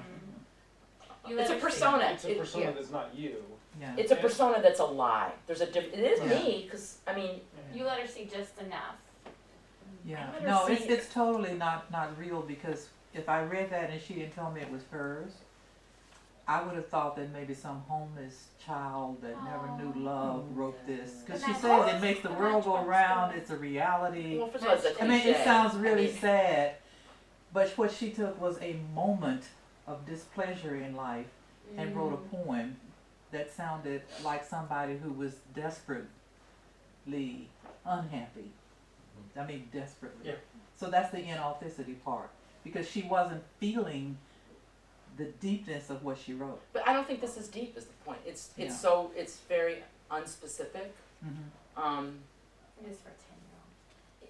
Yeah, but I really wanted to buy some Yeah. smart cred And it worked. for my mom, who had all sorts of pretensions. I mean, you know, and it worked. It You fed allowed her me. ego. Huh? You fed her ego. That's it. That's exactly Yeah. right. It was food. No, It was for that's her. exactly right. Yeah. She It was used this about to her. tell her, Yeah. oh, look at the bright child I'm raising. When really all I wanted to do was read Nancy Drew and Archie comics. And my best friend had a stack at her house, and we'd go Friday nights and have popcorn and read and just toss them across the room. I'm serious. So I don't know if this is useful. This is really making me think. I'm just reading the paper here. It says the idea about developing a persona, a character that's not you, and that's a performance. So at some point, it's not really a lie. Like when Brad Pitt gets up and acts, we all know he's acting. It's not a lie. This is a huge topic. And this is where this topic is also elusive. Because there are, okay, so if is the show Inside the Actor Studio on still? I used to watch that At religiously. least reruns it. Oh, okay.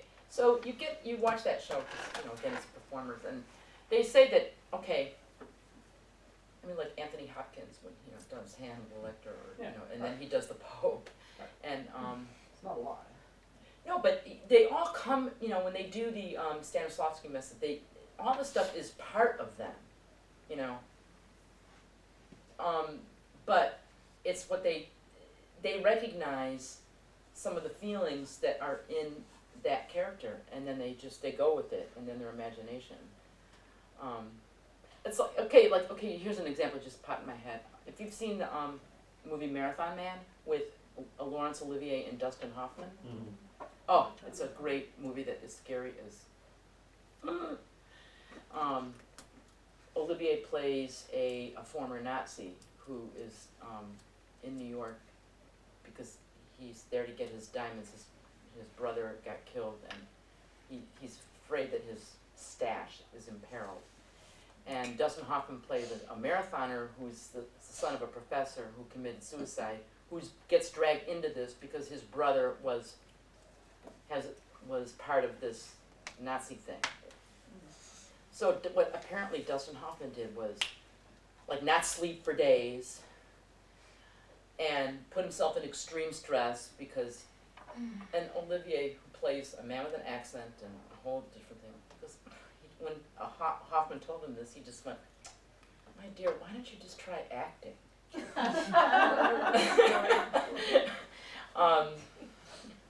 So where did it come from? Where did Olivier's ability to recreate, and was a very brutal guy. This guy just kills people on the street. He wears a knife that he can press a button and it comes out.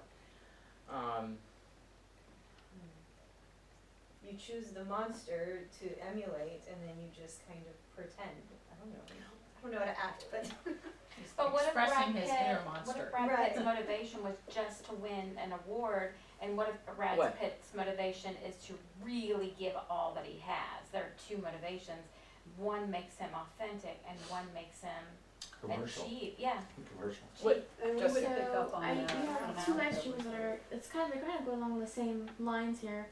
Claudia Lane also asked about if I feel I should change my narrative to a voice that is closer to the character's lifestyle, which is kind of what you guys have been talking about, which in real life it is not close to my experience or lifestyle.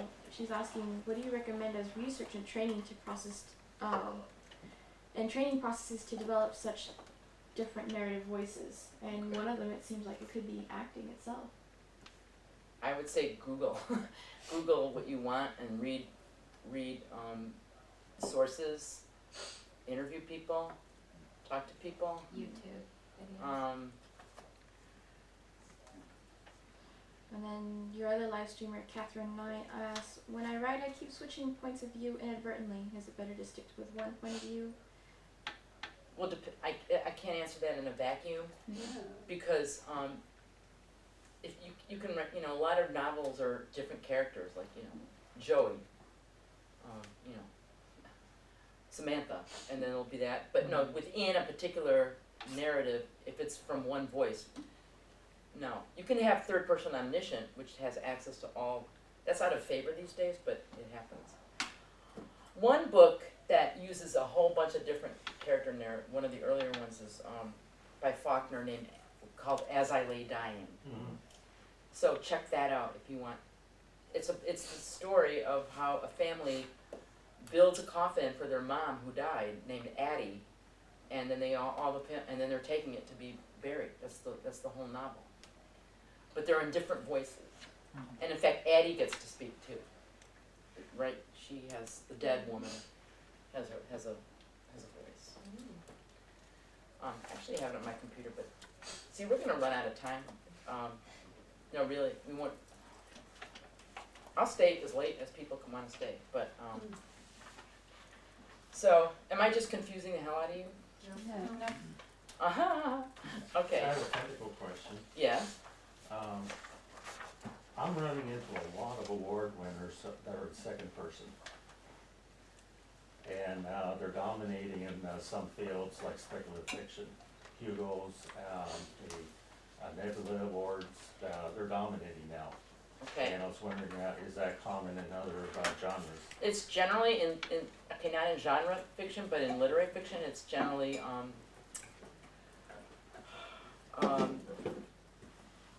not it's a very hard voice to sustain without getting cloying. One of the more famous ones in second person, do you know what we're talking about? Like, you do this, you do that, was Bright Lights, Big City by Jay McInerney. Is that before your guys' time? Mm-hmm. To have heard of, is that I heard her there. Not this side of the table. It's, you know, I'm gonna call it up on Amazon and see if we can look at it.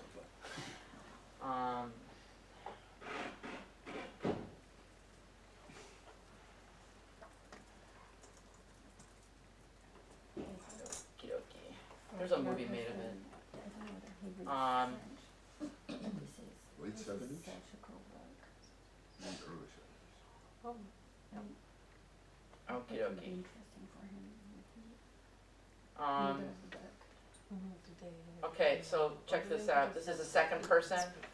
I mean, it's considered very difficult to sustain over hundreds of pages. Okay, so just, you are not the kind of guy who would be at a place like this time of the morning, but here you are, and you cannot say that the terrain is entirely familiar. It's just another way of saying I, but it's distancing.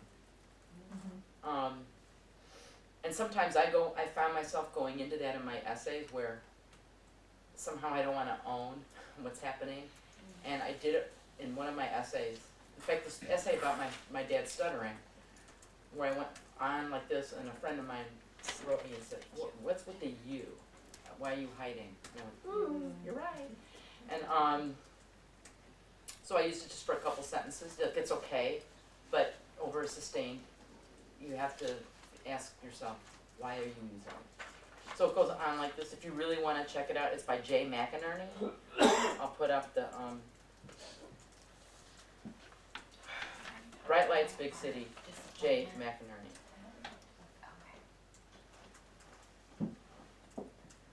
Okay. Wait, where was I? General notes.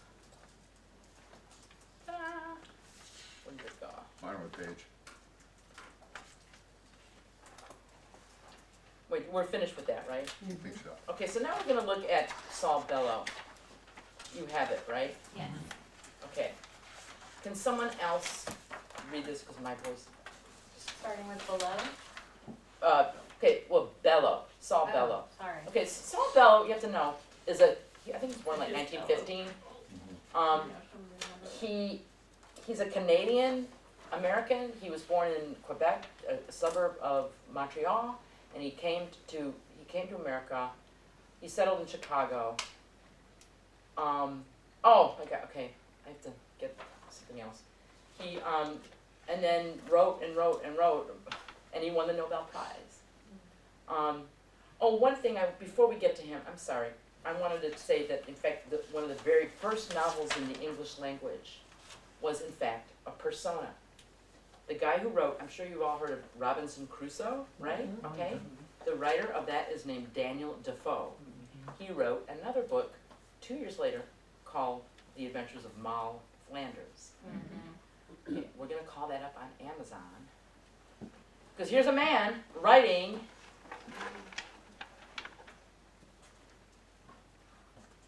this was published in 1721.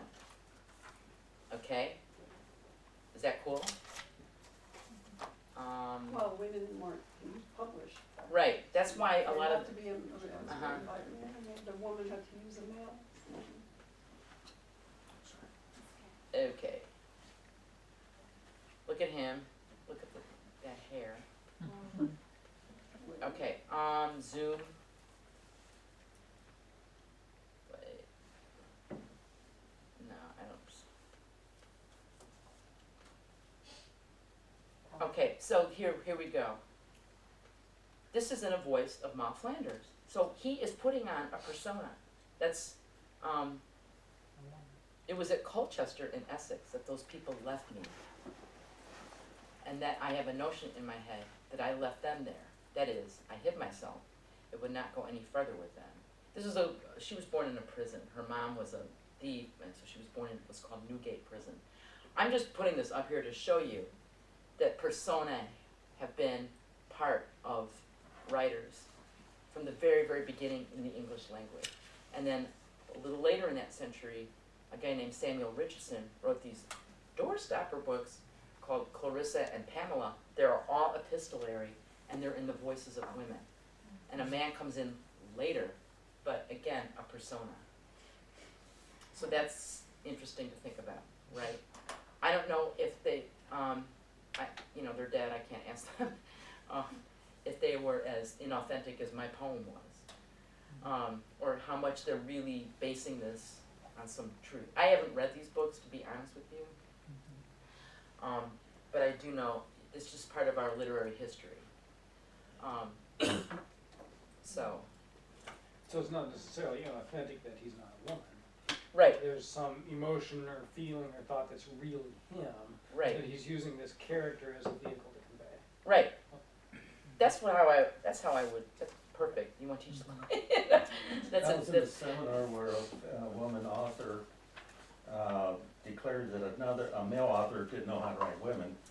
So I went online and checked, and the sales for the male author who didn't know how to write women, all of his women titled novels were sold over 100 times more than any of her bestsellers.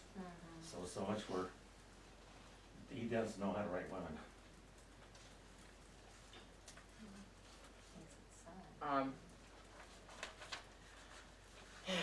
Anyway, let's look at Saul Bellow. Okay, voice development. Y'all are gonna have to do some reading, so just jump in. Bellow, somebody? I thought you were. Oh. Bellow found his distinctive voice as a novelist in 1949 in Paris. He was on a Guggenheim Fellowship at work on a depressing novel set in a hospital. In addition, he felt stuck in his marriage, disillusioned with the left orthodoxy that had been his political home, and dismayed at the prospect of a return to university teaching.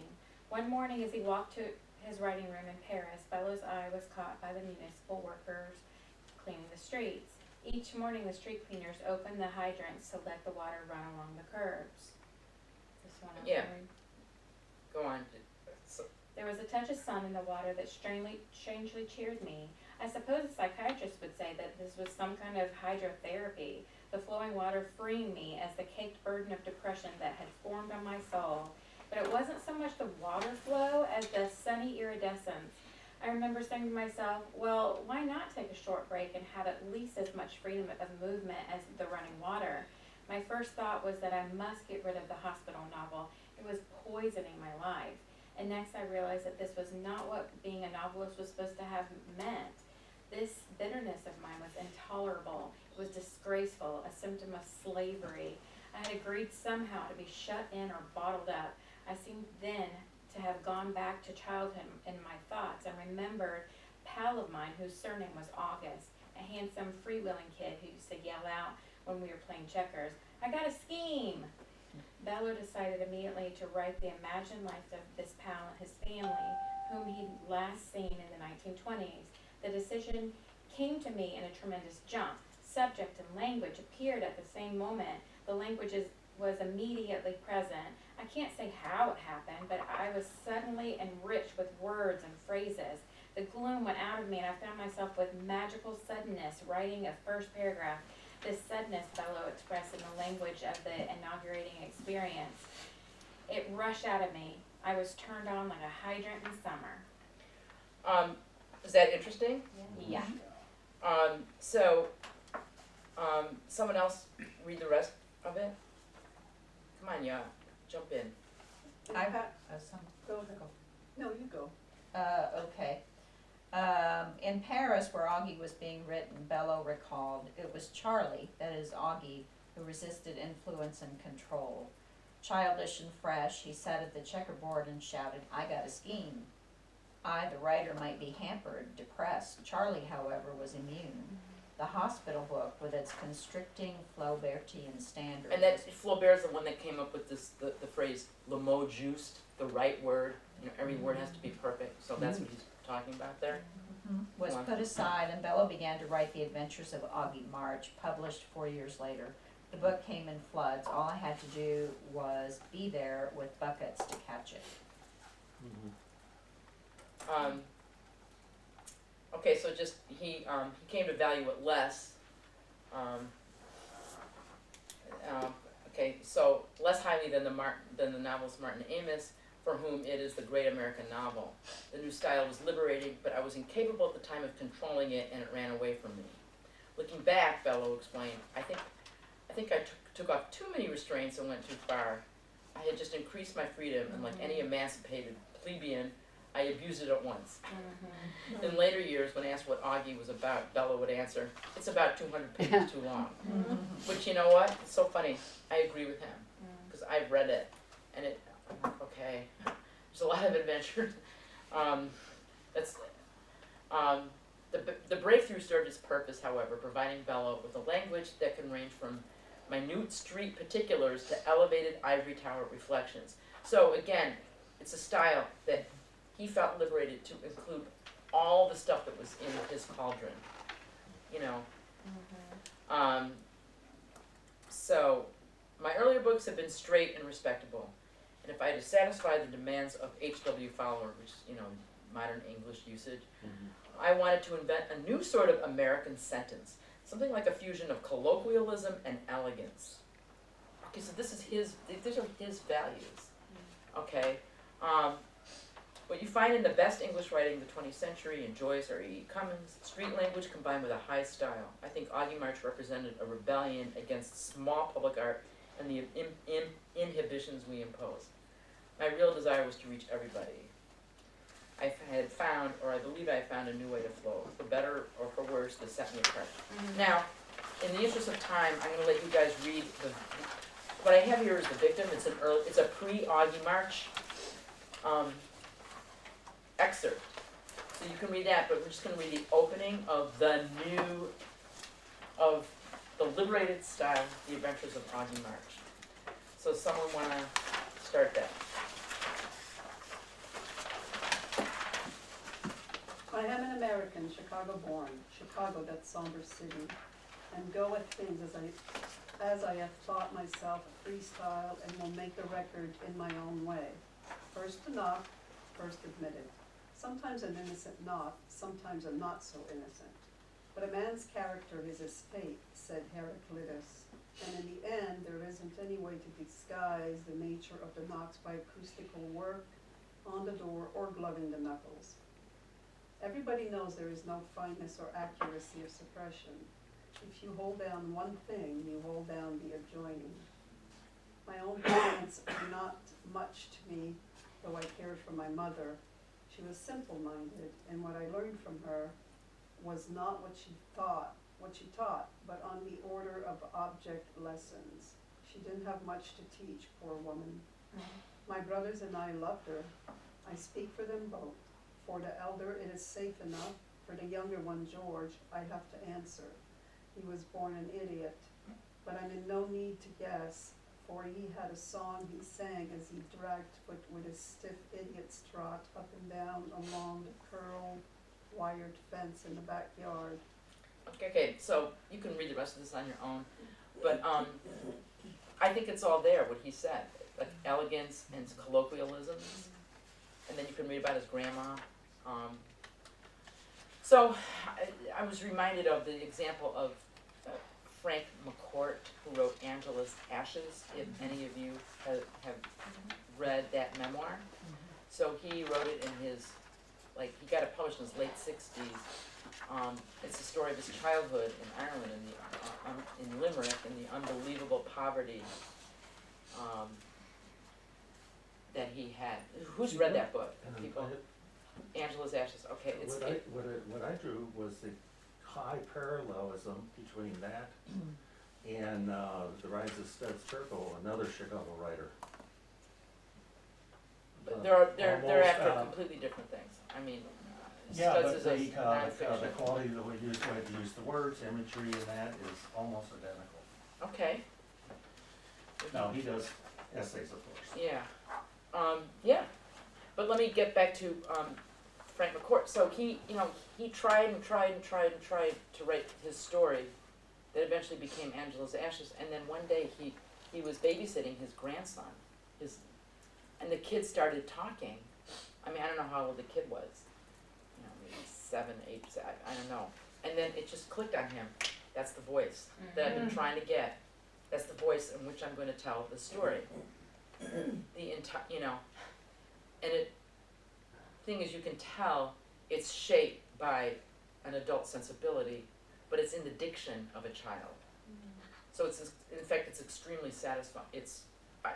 y'all, go read it if you haven't. I mean, Really well done. it's hilarious, even in the most grim things, really grim things. But, you know, Is this the mother with the cousin who comes over and maybe there's another McCourt work? Never mind. well, he did Wrote a Teacher Man. sequel too, yeah. Huh? He wrote a sequel I might after have- Angela's Ashes. I might have read the sequel. Also about his family. Well, there's all sorts of cousins and uncles and stuff. But it starts in America and then they move back to Ireland and it's like how they struggled in Limerick Okay. and lost a lot of the siblings from poverty. Oh. And a memorable scene where the father is a little white coffin with one of the siblings. They take it to the pub. Oh. They put a beer. Do you remember that scene? Like, oh. Anyway. But that's, see, I show Bello this story because something about this, he found a container. He found a way to contain what was in him, all these colloquialisms, and his high style, his erudition. Here's another confession. He taught at the school that I went to college in a very, very fancy graduate program. And I snuck into the class because the great Saul Bellow was teaching. And it was on Moll Flanders. And I hadn't read it, of course, I was a year undergraduate, and I sat there. And he was teaching it with the premier translator of Homer. But I was like the potted plant, just said, don't call me. But I just had to put my butt there. So he is a very erudite person who could teach a class on the earliest of, novels. So, let's move on. Can y'all, Did Did we you ever put do your anything with the are you going? thing Or- we're disappointed in? I appreciate it though, but I don't think this is for me. Like I said, somebody else signed me up because they thought I would be interested. But Okay, I appreciate your time though. okay. Thank you. Did we do anything with what the whole page we did, what we were disappointed in? We're gonna do that, Okay, gotcha. in fact, really soon, Okay, really soon. Just wanted to check that I didn't miss it. Okay, so, yeah, no. I would say we can do that now. Well, one thing I wanted to do is if we could look at Voices of the American Canon. I'm not gonna read them all out loud. Wait, I have them here.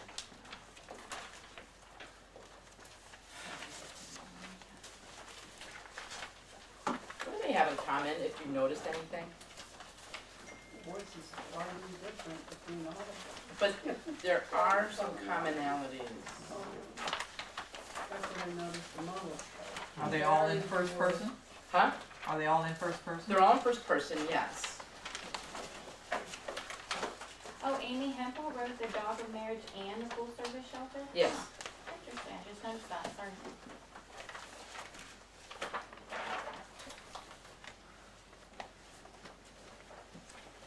So I'm just gonna read the opening paragraph of this.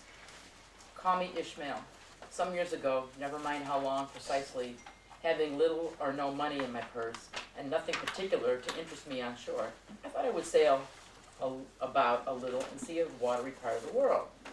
It is a way I have of driving off the spleen and regulating the circulation.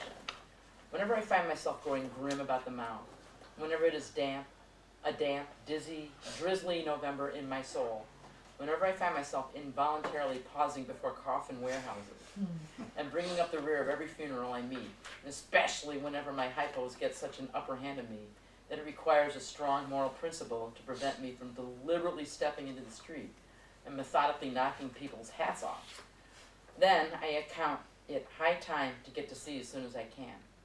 This is my substitute for pistol and ball. With a philosophical flourish, Cato throws himself upon his sword. I quietly take to the ship. There's nothing more surprising in this.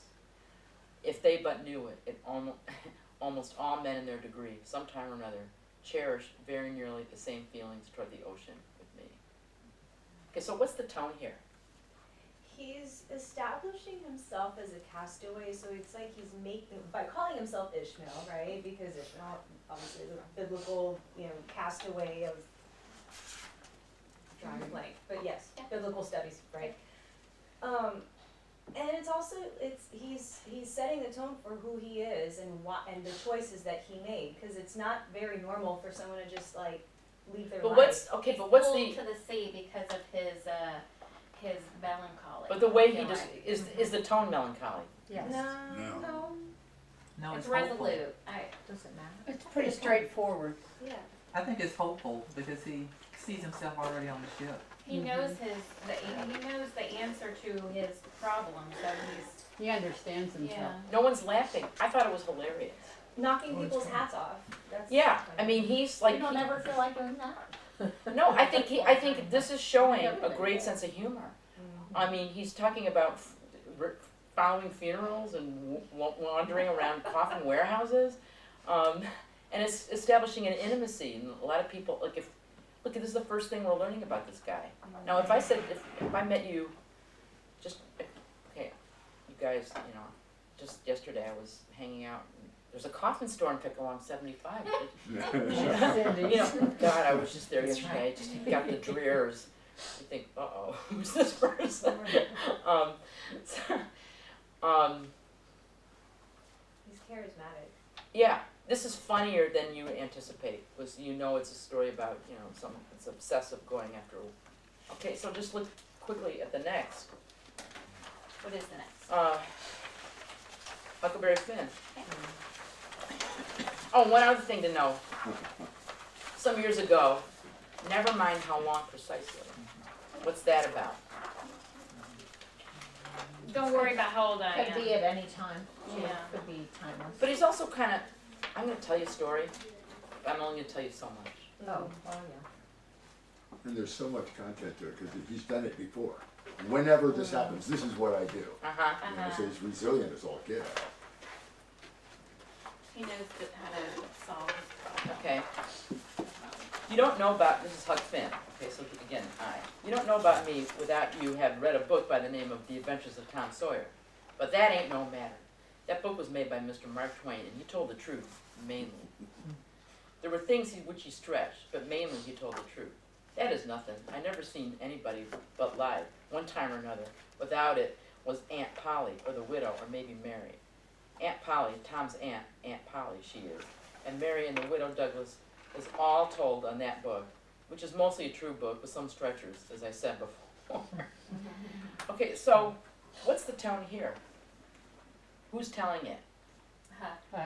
Okay, how old is Huck? About? 11? I forget. 11, 11, 12, 12, something like yeah. that. Okay, so it's in the voice of a kid that repeats himself. Hasn't gone to school. Right, Right. right, Love it. right. Mark Twain went to school, or Samuel Clemens. Okay, but what's the theme here? What does he keep harping on? He isn't what everyone else says he is. Don't believe what Mark Twain said about me. So right away, he's bringing in the whole notion of narrator versus character, author versus narrator, author versus character, and where's the truth? So again, this is a canonical voice. It's like this is, we're all persona. It's I think it's really something to think about. And it's funny. Yeah. It's funny. So that's another thing I wanted to make the point. And then let's just look at Catcher in the Rye. Can someone else read, please?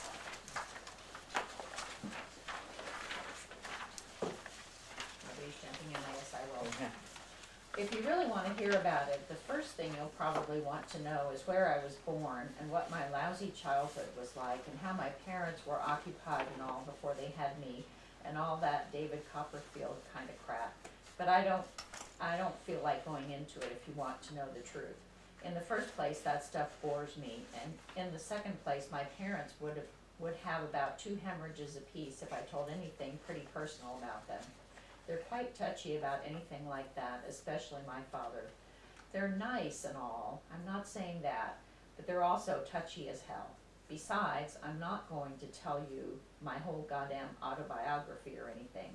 I'll just tell you about this madman stuff that happened to me around last Christmas, just before I got pretty run down and had to come out here and take it easy. I mean, that's all I told DB about, and he's my brother after all.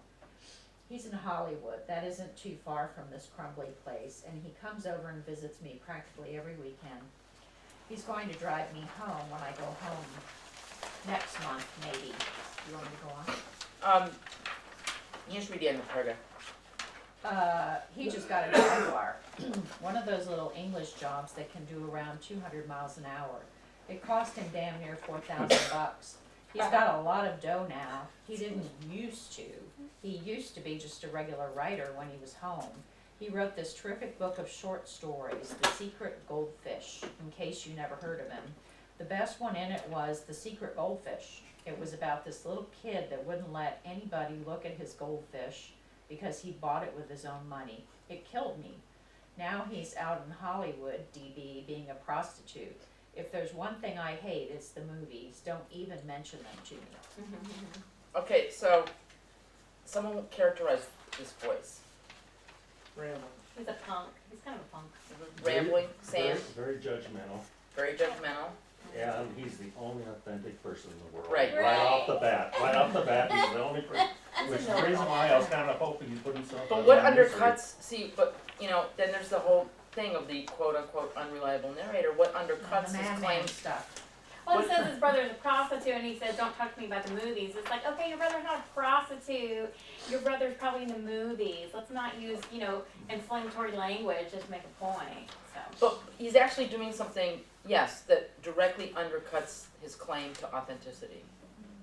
He says, I'm not going to tell you everything. Right. He just tells him. Don't ask me because that stuff bores me. So, yeah. Yeah. So he's basically setting us up. I'm going to control everything, so there's going to be no accountability here. Right. So that establishes, if you're really reading, okay, how much do I believe you? We'd have to read the whole book to decide if Salinger meant that purposely to keep us off balance, right? He's also hinting at the fact that he had a few problems along the way, right? I would say not hinting outright. I'm in a madman. Yeah. The reason why people, first of all, this struck so many people as, I get to say crap on the page and goddamn, and I get to, people thought that this was really an authentic airing of what one is, thinking but not. He gave people permission Right. to be like, rebel with a cause on a page. Devil may care. So, It was highly successful because it was banned in my high school, which resulted in more kids reading it than if it had ever been assigned.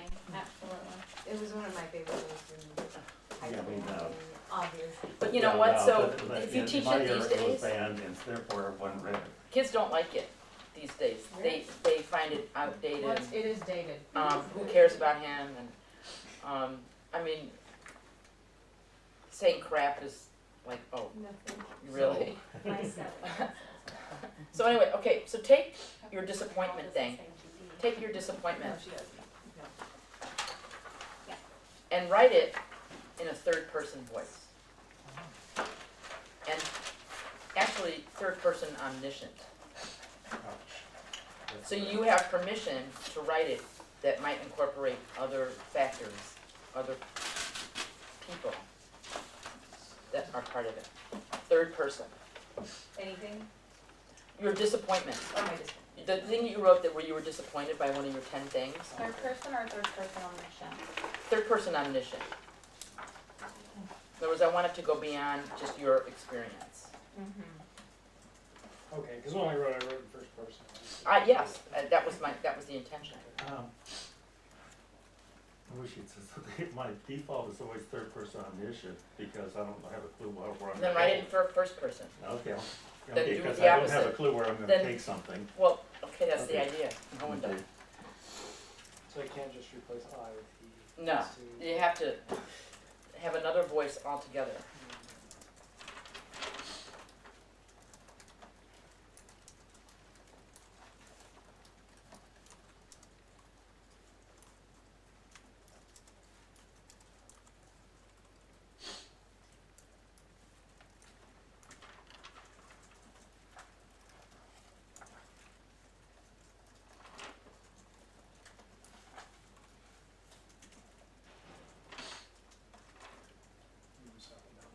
This third person omniscient Is is. a voice from like the God. Yeah, he It's- can it's- watch me, he can watch everything Right. that's going on. It's from the sky.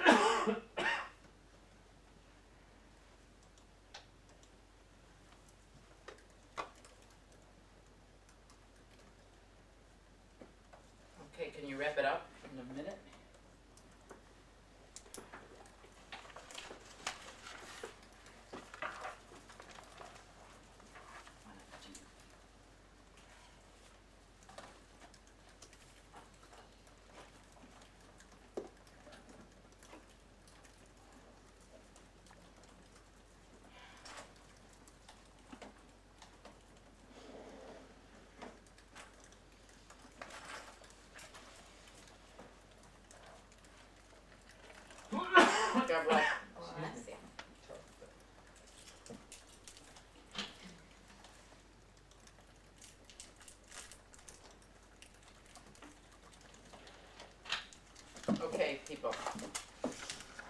You can always come back to it. Okay, so I have on the screen the opening of Anna Karenina, third person omniscient, just as an example. Even all happy families are alike. This is a very famous opening. In fact, McCourt, Angela's Ashes were first. Each unhappy family is unhappy in its own way. So of course, when you're reading this, I mean, this is like a 19th century. Okay, you go, oh, who the hell are you to say? Not there. Thank you. You know, oh really? You know, this is the writer just coming out and own, you know.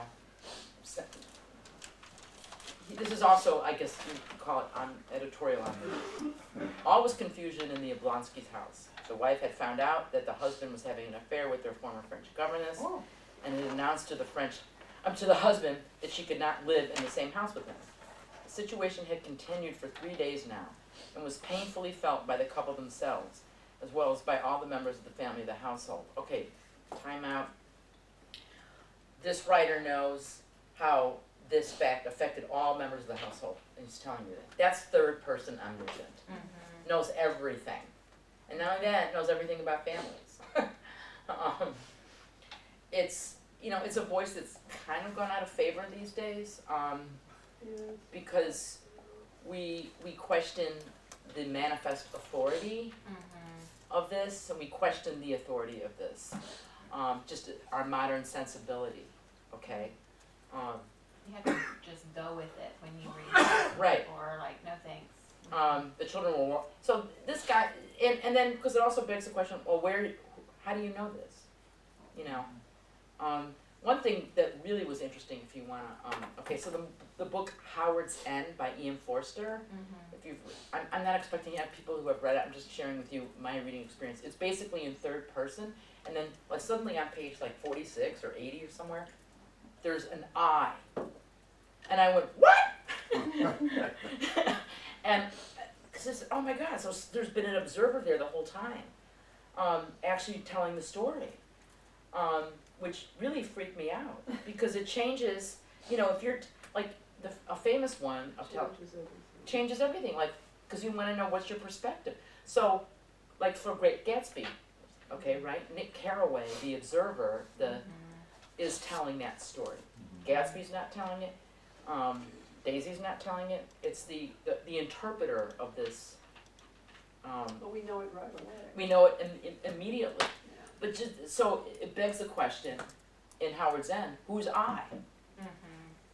You know, and the whole experience so freaks out Nick Carraway, he gets out of New York and goes back to, you know, Minnesota, or wherever the hell he's from, the Chicago area, I forget.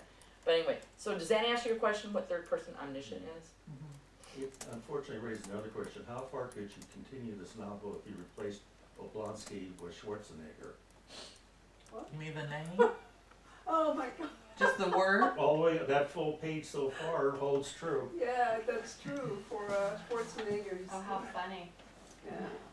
Not just But for the Schwarzenegger, though, governess there's is a lot of not other. having. Yeah, but I mean, Right. what we heard in court in that, I mean, It that's, took me a while to understand what you well, just keep on going. and It's Maria just Shriver very hasn't put accurate. herself on the railroad tracks, but anyway. My mind goes weird. Okay, so what I next want to do, does that, I mean, I don't know, is this helpful to anyone? Yeah. Has this been, Yeah. you know, it's hard to, I have so many like nuggets of ideas Yeah. and I'm Look, like, ah. classes should make you leave here going, okay, you know, all I'm good for is walking into parked cars, because I'm so confused, there's so many things going on in my mind, and, no, really. It's amazing I didn't get run over, because that spreads my whole college life. But anyway, let's go to present tense narrative, because voice will be different when you are narrating something as it is happening. Get it? As opposed to retrospectively. So here's a guy, this is a memoir by Alex Lemon, Happy. You have it? Yes. Happy. Can you all stay a little later than 4? Okay. It's okay. Everybody else can. I mean, I always do this. it's a weakness, I overpack, but, It's not 4 yet. no, but believe me, more is gonna happen in 10 seconds. This is a memoir about a guy who was gonna be he was a top baseball player for McAllister College, which is in St. Paul, Minnesota. But he, early in his college years, he had a stroke. He had a couple of them, and he was a mess. And he was so debilitated.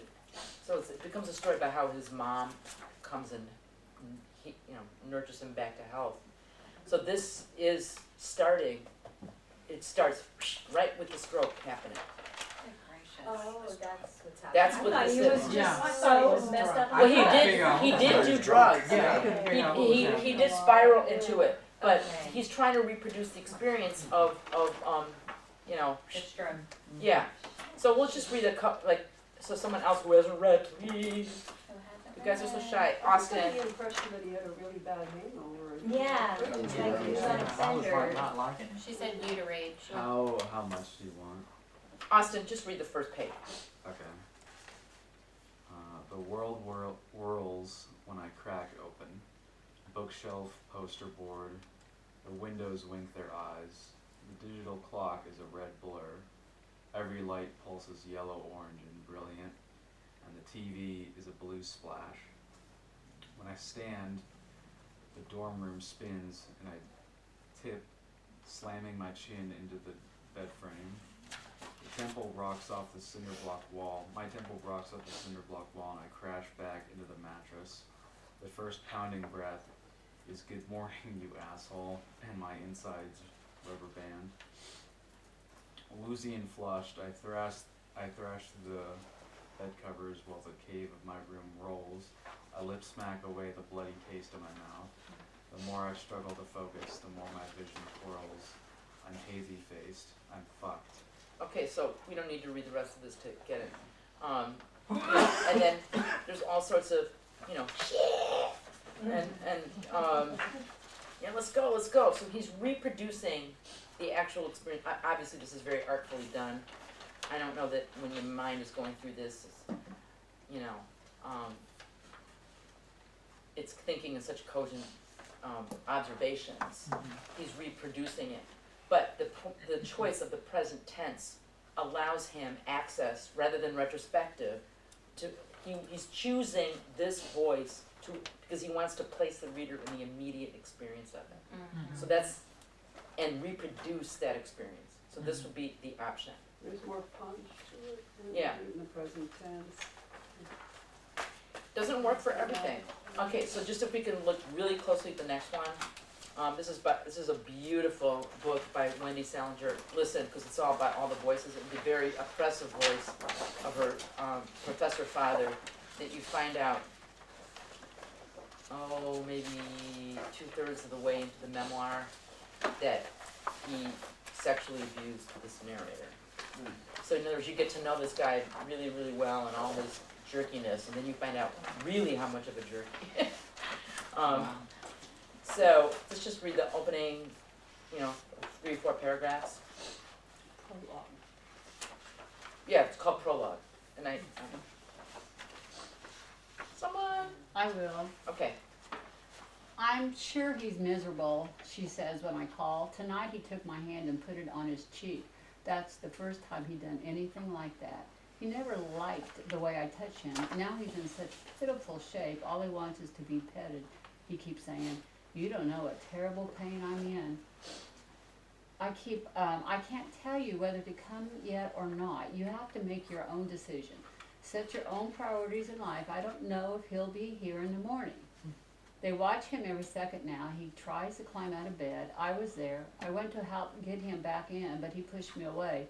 It's amazing how much strength there still is in those arms. I had to laugh when he shoved me like that. Dr. Barber was there, so I laughed. I said, "That's the old Victor. That's the Victor I know. They see what I go through. I don't say anything, but they see." I had to help him to the sink to urinate. I put my arm around his chest. He's so thin. I could feel the heart beating and his eyes so wild and pathetic. He still recognizes me. They keep asking if he still recognizes me. All the doctors have been wonderful. I told that young one that, what's his name, who comes in, I said, you have a healing touch. You have healing in your hands. I could tell he liked that. Okay, thank you. Yeah. I know. So again, the immediacy of it. The advantage of this is that it creates the illusion of you don't have to necessarily edit out all the bad stuff for presentation, because after all, it's happening as I'm telling you. So maybe it's kind of an access to some ugly, painful truths, or ugly, scenes, or ugly, stuff. Because hey, this is how, here's the camera, it's happening. So this is a voice available to you. And notice in that, they watch him every second now, that's one long sentence separated by commas. I mean, when I was a high school teacher, I mean, all I wrote was, commas, line on sentence, comma splice, comma splice. It took me, literally, until grad school for me to allow myself to write a sentence like that. Because I was so academically trained and constricted and being English teachery, that this is a freedom. This is a grammatical freedom. And the whole book is like this. And Belina, she's a fancy person. She was like the editor, books editor of like the Times of London or something. I mean, it's not because she can't write a complete sentence. It's just what she chose. Yeah, it's just, she's having a voice to replicate just the onslaught of all this stuff. And notice there's no introduction. There's no, this is my mom. She is her mom. And then there's a sister. And it goes, listen, because it goes through all the voices. It's really a brilliant book, if you're interested in it. So I wanted to show you that as examples. And then I want to right now turn to Joan Didion, who is also talking about incredible trauma. Do you know about her story, Joan Didion? Okay, wait, where the hell?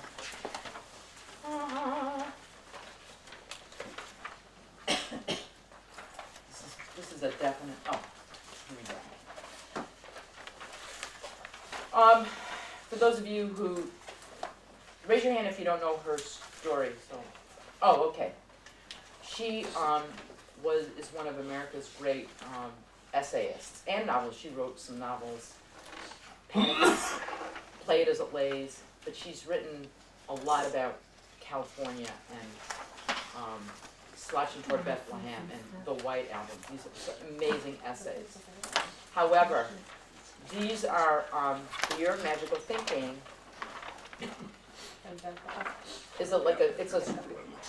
It's a 200-page book about when she's making dinner. Thank you so much. She's making dinner, and suddenly her husband of a million decades slumps over and is dead of a heart attack. And so The Year of Magical Thinking is her struggle to really believe he's gone. And so she engages in what she calls magical thinking. Oh, he's going to walk through the door any minute. And she keeps the slippers. It became a one-woman show on Broadway, Vanessa Redgrave,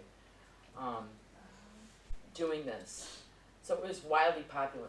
I mean, and then Blue Nights, terribly, later on, her daughter, her name is Quintana Roo, gets this sepsis infection and dies as well. Good gracious. Yeah, I just had the chills as I said this. So these are about, this one's about the death of her husband, and this is about the death of her daughter. But I wanted to show that the subject matter is death, but there's different approaches here, different voices. One is way more just, the first one is, she's trying to, in the past tense, still retrospectively, unlike Alex Lemon, which is, happening as we go, this is reflecting back. But she's still trying to she's trying to reproduce an experience, but told in the past tense. Does that make sense? Yeah. Okay. And it's kind of digressive. It's kind of, this happened and that happened, just like the experience, like it's so disorienting.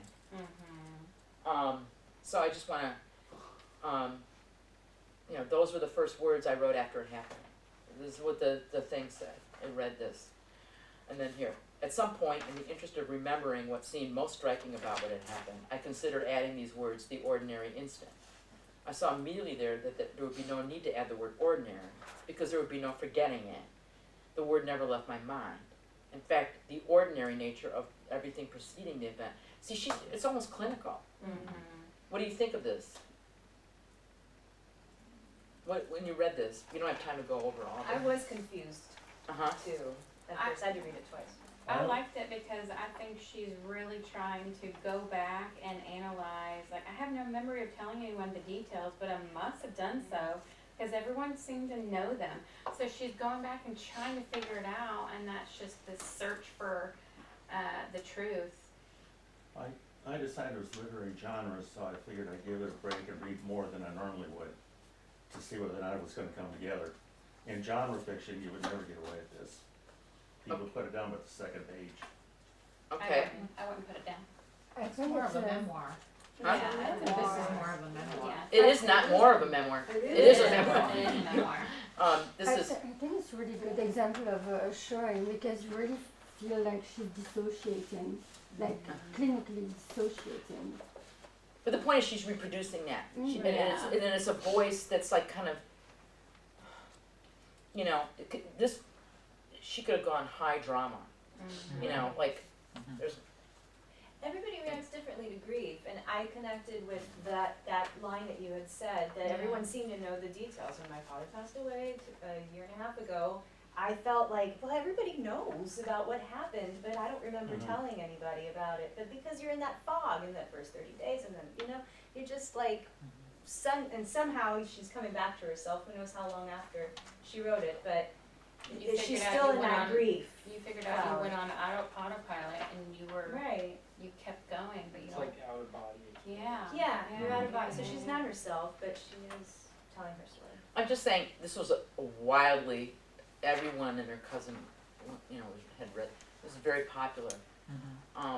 I, for one, wasn't as moved by it as, I have other books, but that's just my own personal thing. People loved it. Now look at this one. This is so different in strategy. And it's, also another tragedy. Blue Nights. It's on the second page. Oh yeah. Her. Yeah. I was This is- disappointed that it didn't keep going. Yeah. Yeah, like, Well, you can go get the book. Yeah, These yeah. are all toe dippers. yeah. It's like,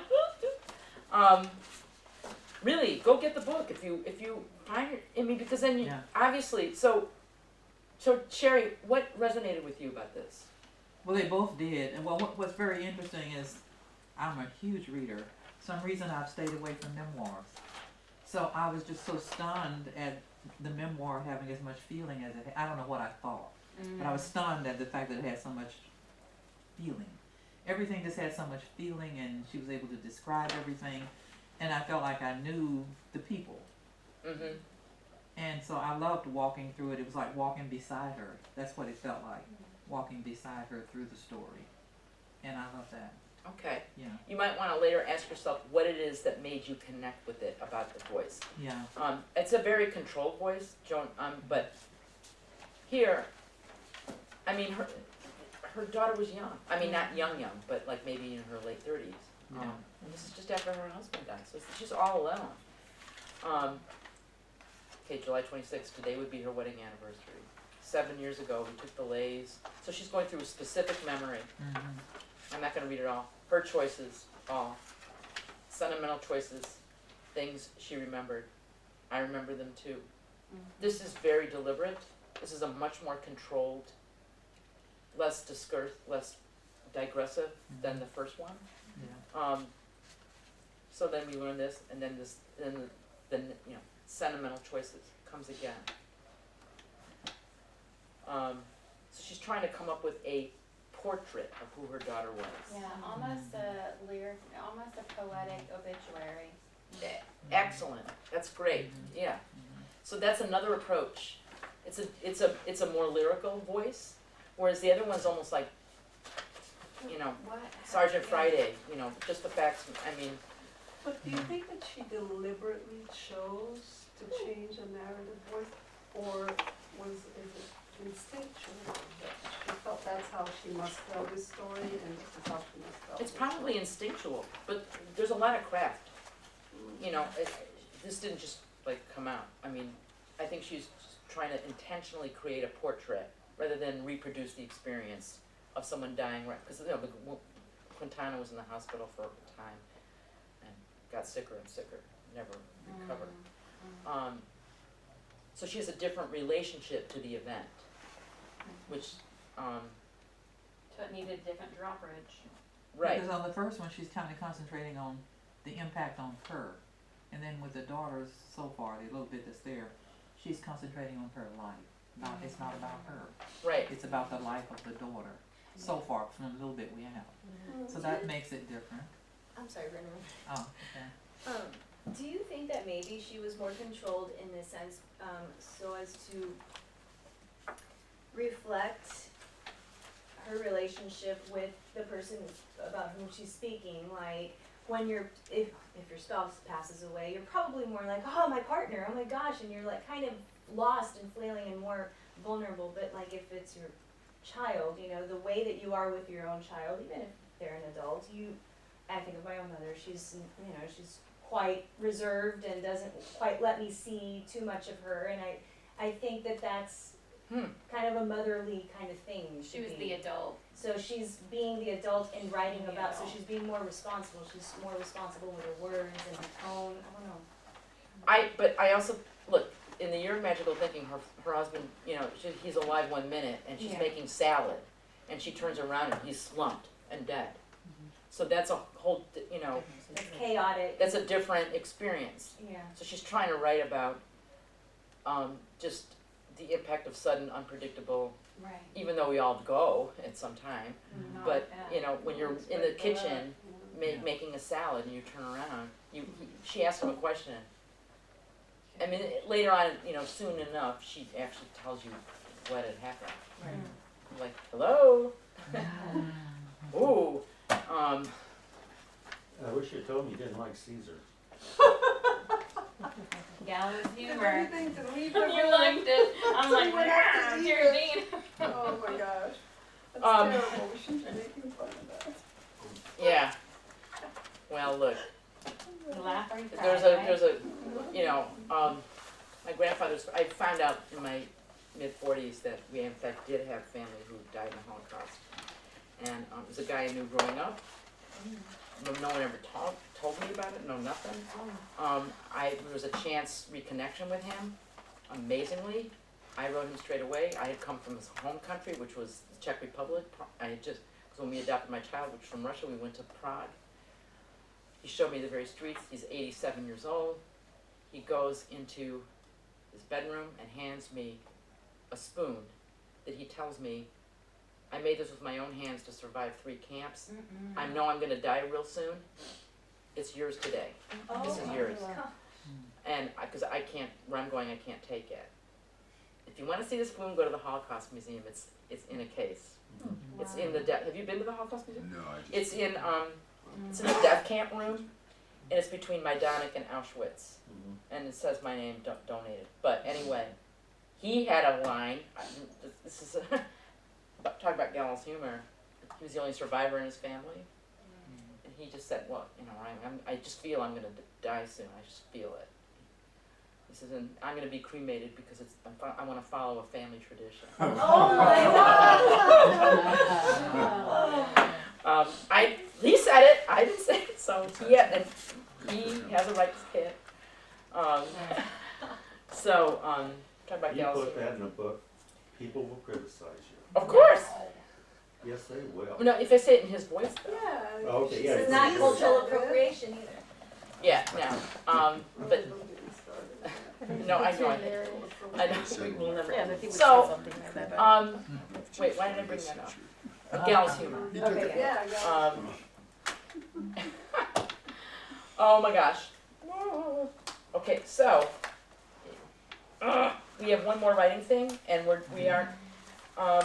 oh God, what do we do? Can you, I know some people have to leave at 4, but, I wanted to talk about the childhood voices, if you remember, okay, I put in 3.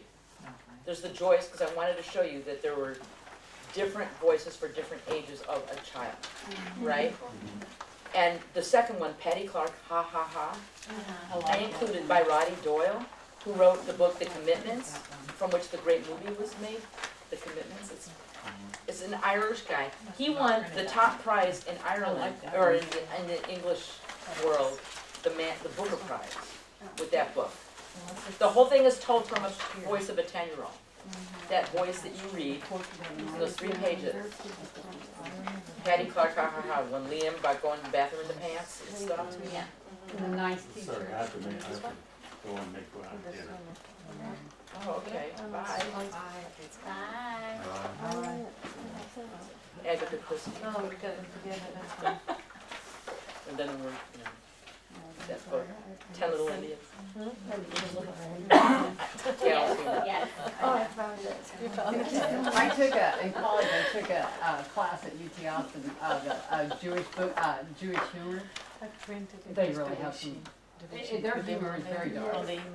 A lot of times. Well, yeah, you get kicked out of countries, you get, you know, genocide a bunch of times. I mean, even not even that, it's just regular everyday stuff, and they just like make the worst of it. Well, in other words, if you can face it, you know, then it maybe won't so bad when it happens again. Yeah, it is, yeah. You know the universal Jewish blessing? Huh? The universal Jewish blessing? What's that? They tried to kill us, they failed, thank God, let's eat. I've heard that just recently too, yeah.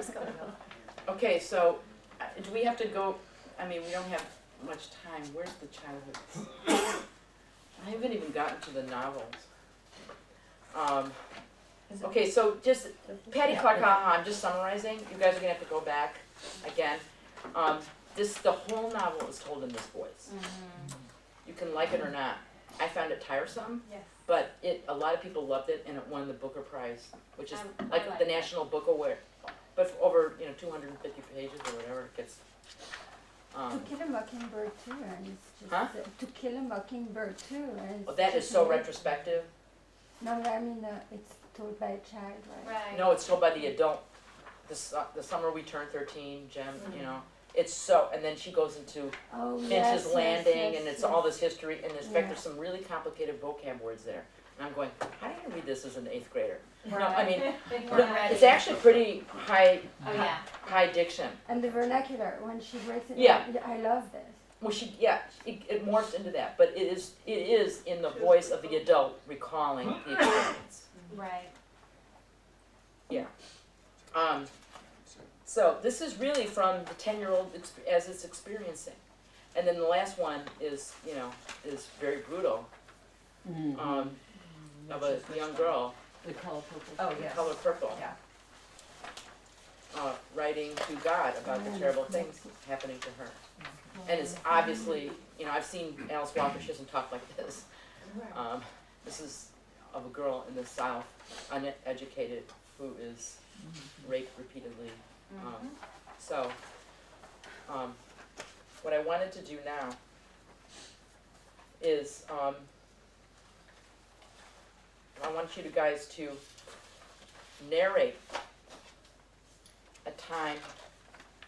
Okay, if we have time, I will narrate a time in your childhood where you were lost, where you got lost, or felt abandoned. Write it in the voice of that child experiencing it. I hope each of you has had that experience. Sadly.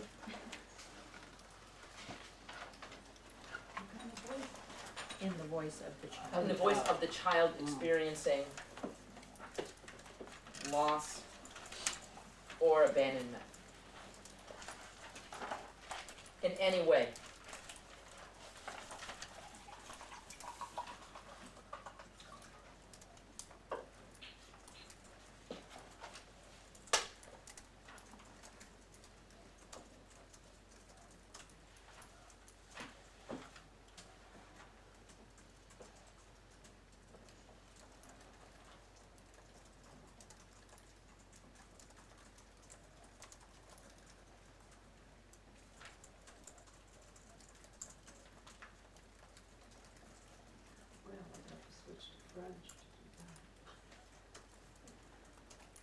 that.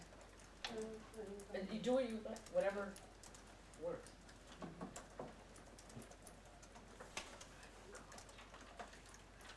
Huh? Do it on my own later.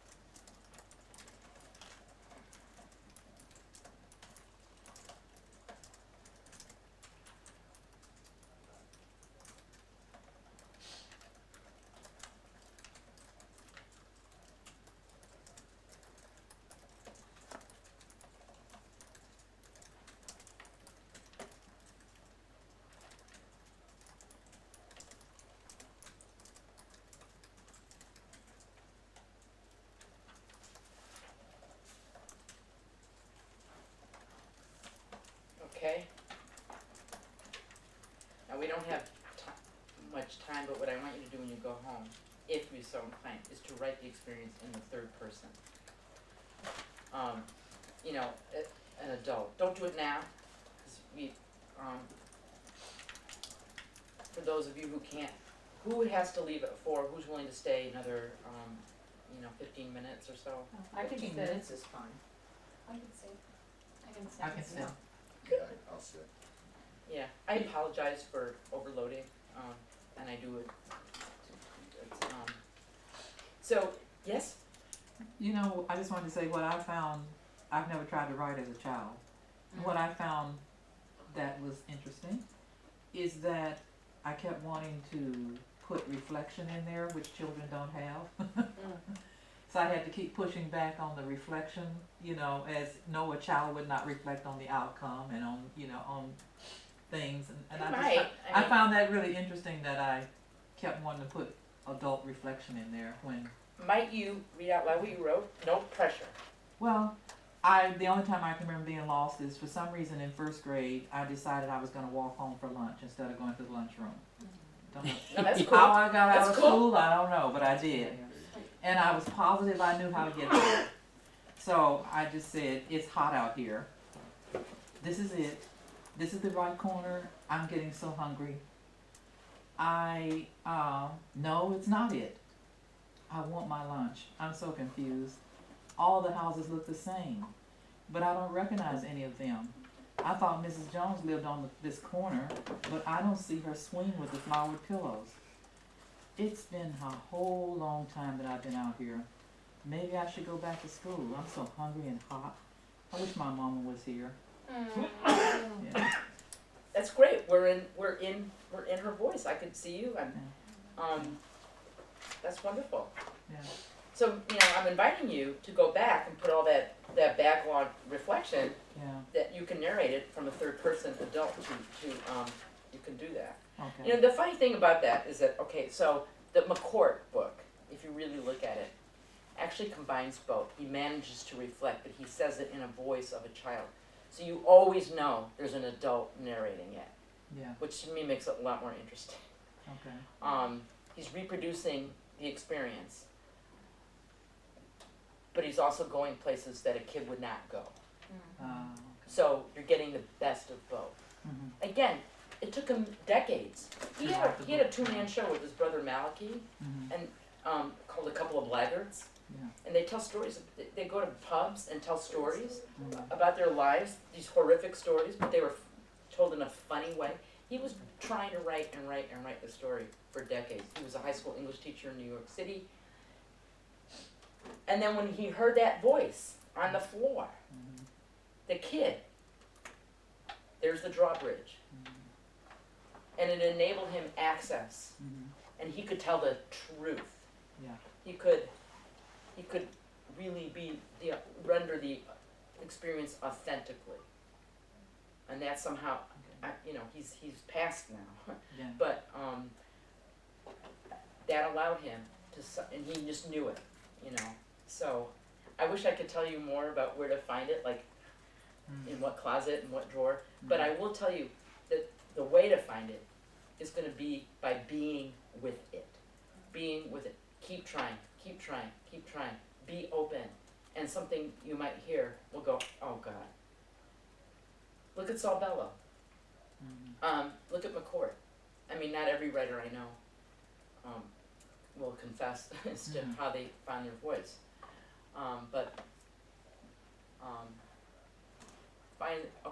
Anyway, I wanted to go home and do that, but before we go, I wanted to share, we haven't gotten to the novels.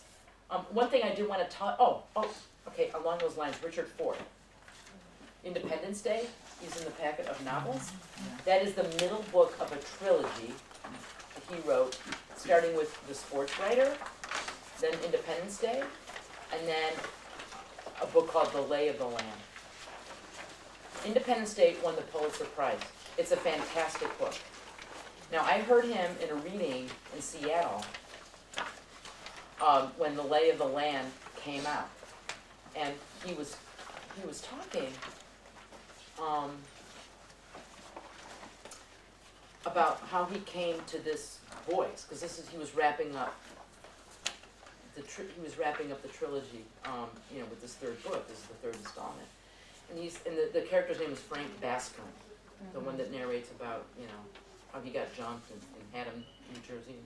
You know what I'm talking about? Okay, so he said, I finally found a voice that could contain me. He said, and that was the character of Frank Bascom.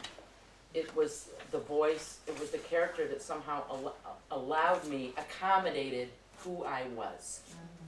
Now, which isn't to say he's Frank Bascom, because this is about a divorced man, It was his vehicle. It's his vehicle. It was the container that allowed him to reach, to put in things of who he was authentically. Does that make sense? So that's it's a great book.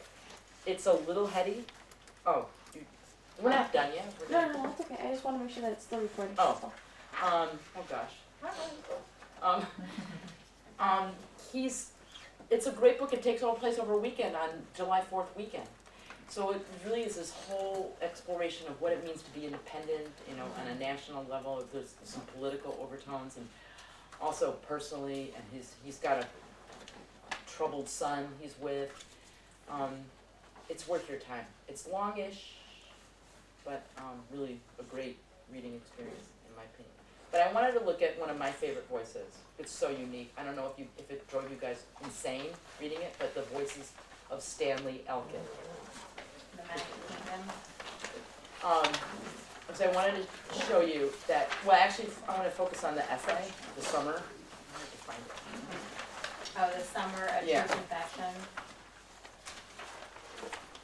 Now, he is a writer that, bye, Thank you. I hope this was worthwhile. Yeah, you got some, thank you. Where did I? Yeah. Now I have to find it myself. Ah, here it is. He is a more is more kind of writer. Now look at this opening paragraph. Someone want to read it? Well, I'll read it. Okay, Summer, a True Confession. Now here's a guy that had 1,000 different ailments. He died of MS. He had so many illnesses, but anyway, I'm recollecting summer here, invoking the wraiths of light and easy temperature, calling on soda pop, on ice cream, the 31 flavors like some periodic table of the sweet, paging its avatars, the avatars of ice cream, the tasty geometry of the cones and cylinders, entreating its fudgical felicities, its creamsicle kicks, conjuring all possibilities erogenous zones, the regatta and sandlot, the camp hot fire and day game, sweat and fireflies and feeling up girls, faces in the watermelon, and all the heightened decibels of heat, the cicadas sing along, and all the whistle, gruff, and flourish of traffic with the top down. It's one sentence. The claims of machinery in open air. What? I love the alliteration. Right. He's using so many techniques here. I love this voice. It's a voice that a lot of people are not, no one reads him anymore. If you want to read a more straightforward voice, he wrote an essay in Harper's called Out of One's Tree, and it's about a week where he literally went insane because he was given too much prednisone. And he couldn't function, and he made obscene phone calls to like people to a young daughter. He wouldn't even repeat it in the essay because it was so obscene. That's a more like straightforward voice, but it's still him. When did he write? He died in like 2005. Okay. So not that I don't know. This is from a collection called Yeah. Pieces of Soap. But who doesn't like that? I mean, be honest. I don't. You don't? Don't like. It's You don't- nice for reading aloud, you know, it's kind of like, I'm French, so I like that because I grew up reading Proust and Flaubert. yeah, it doesn't get to the point right away. It's Yeah, I need a what we're little not used to. smaller first paragraph. It reminds me of a cross between Jack Kerouac and William Cotswinkle, I love Jack Kerouac. which I really like, Mm. just because it's like automatic, but it's really playfully out there, kind of. It's like he's trying to stuff everything in. It's like he's like at 10. That's how summer is. Yeah. He's trying to. He goes. I'm recollecting, invoking. So he's invoking all those sensations, all the things of summer. And It's a prayer of sorts. He's like conjuring it up, or like he's calling upon it to like, please come back, summer. that's great. Invocation. Call. Voke. Yeah, Invocation to call. I just have a quick question. With the direct speech when he was high on prednisone, what is the text? What is the title? No, this isn't in this. This No, is in another. No. Out of One's Tree. Okay. Out of One's Tree. It was originally in Harper's Magazine. Harper's Bazaar. No, Harper's Magazine. Oh. It's a different. Harper's Bazaar is Harper's. This is Weekly. It's it comes out monthly. It's Yeah. it's a great. It's got political articles, also, stories, memoir. It's a magazine of letters and such cool things. But he wrote this in I think '93. That essay, so it's a little more straightforward, but it's still got the Stanley Elkin. It's exuberance. Exuberance. I personally like that. It makes me. I want to spend. It's like if this were a bathtub, I'd spend 5 hours in it. And that's what I like writing to do, as opposed to the water that just goes off me. So if you like him, look it up. What else? I don't know. If you find it annoying, which I can see not everyone would like it, I just think it's a tour de force. It's a high wire act without a net, and because right these days, minimalism, like the way Amy Heppel writes, actually is more in favor. So if you want to look at that really quickly. Oh, I didn't do the last page of this. The main thing here is, for the last page, more on voice. There's external and internal. So this kind of categorizes places of where voice is heard. And some of the motivations underlying vocalizing. The confessional and declarative, which is, Holden Caulfield. I'm going to tell you, but I am not going to tell you everything. Retrospective, it's implying an implied need to be remembered. I'm writing this down because I want you to remember this. It's the last page. It's called More on Voice. And then disgorging. I'm gonna tell all because I'm gonna tell my truth finally. I'm gonna triumph over you. So some voices reach us through tonal exuberance, some through the great specificity of the territorial source, i.e. sense of place, all to express a clear personality.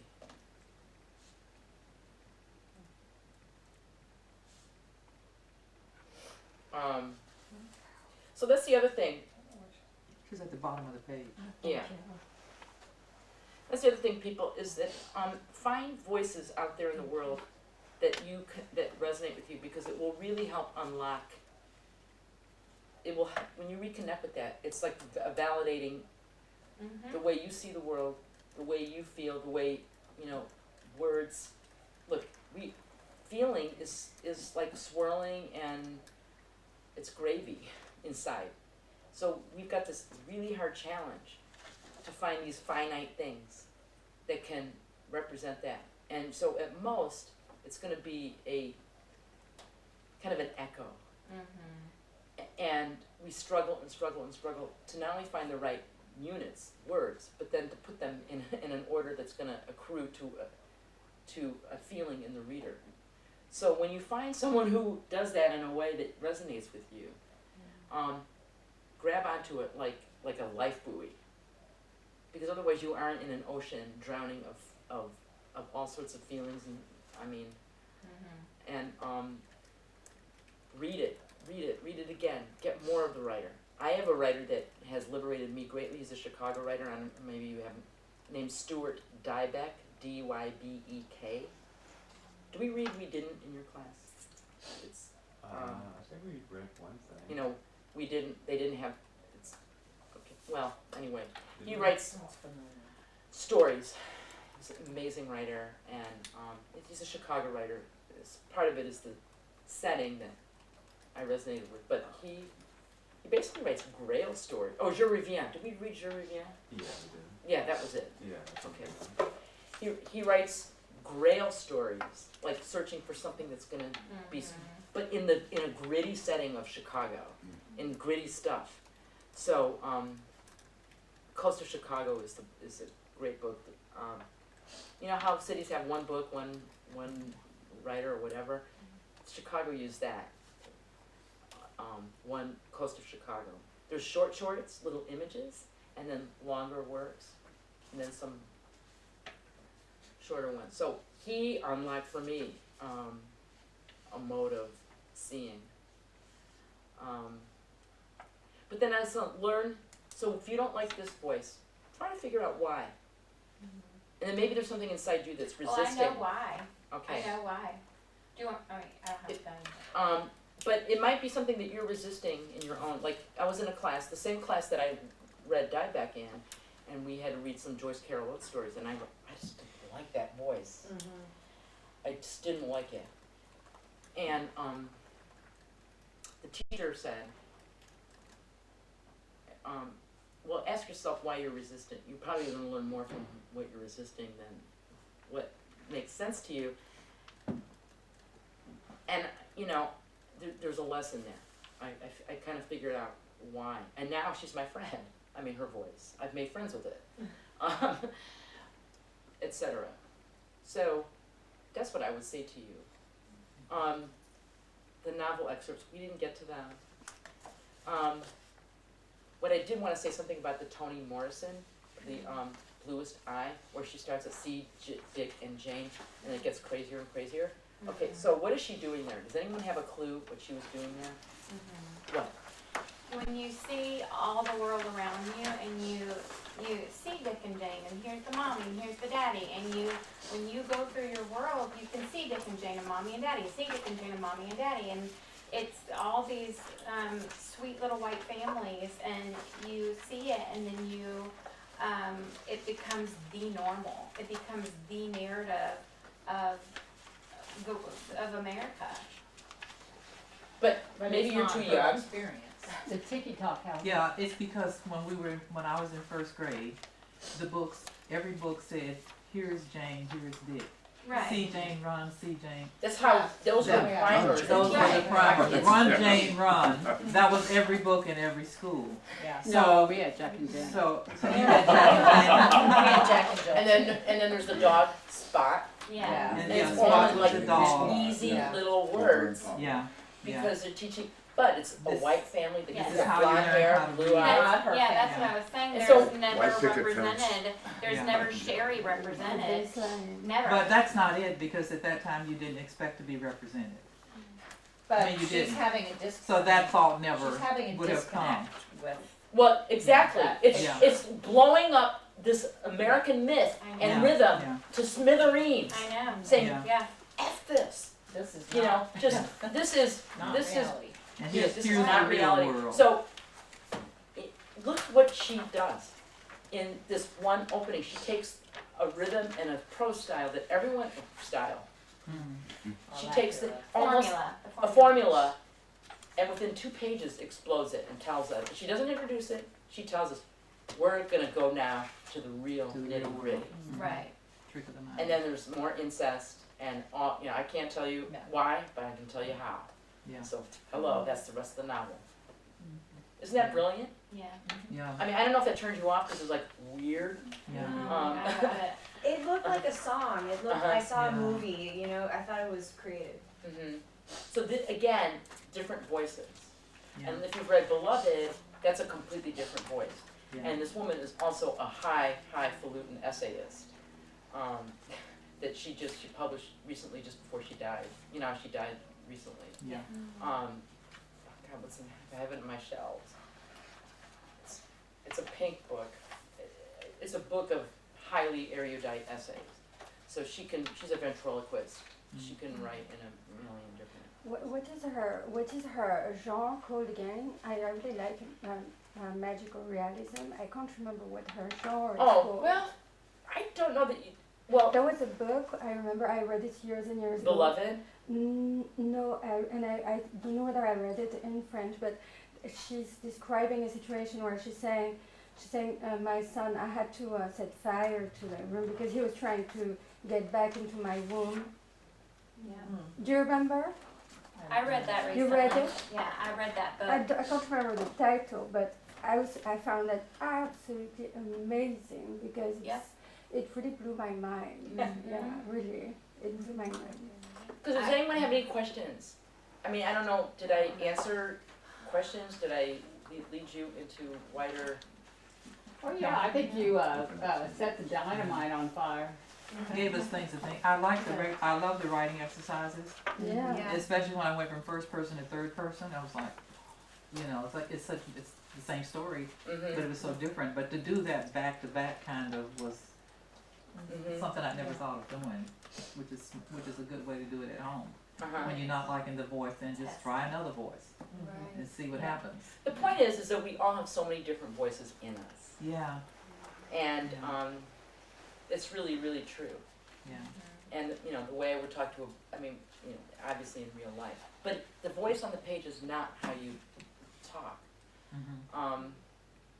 because you're really trying to, when you're trying to achieve meaning, when you're trying to convey ultimately a moral vision and meaning, it can't be the way you talk, because we're so digressive. The way, in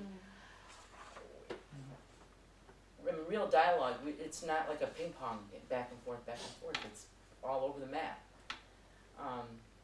And like, oh, wait a minute, wait, did I turn off the stove? You know, stuff like that's real, that's how we are in our heads, so it's way more formal. Meaning intentional, I should say, intentional. That's what I should say. So, I any have a other question. questions? It's not about voice, but it's, I guess, memoirs. I'm intrigued by memoirs. And I guess I'm asking a very naive question, but do the details all have to be true to be considered a memoir? Yes. Okay. Yes. So then it's fiction based on Right. reality. Okay. That's a whole other, I've taught a class in memoir or fiction. Maybe that's why I have that question, because I saw, and I saw that class, and it was full by the time I teach introduction to fiction writing these Okay. days. If people want to take that class, there's spots open. It starts March 30th, Monday. It meets at my house. So we have, as Austin can attest, we have wine and snacks. And, Cats. yeah, 2 cats. 2 cats. I have 2 cats. So check that out. That's a whole complicated question. Mm-hmm. You can, a very celebrated memoir is by a woman named Vivian Gornick, and she wrote a book about her memoir about her mom called Fierce Attachments. And she got in big trouble because she later revealed that some of the characters were composite.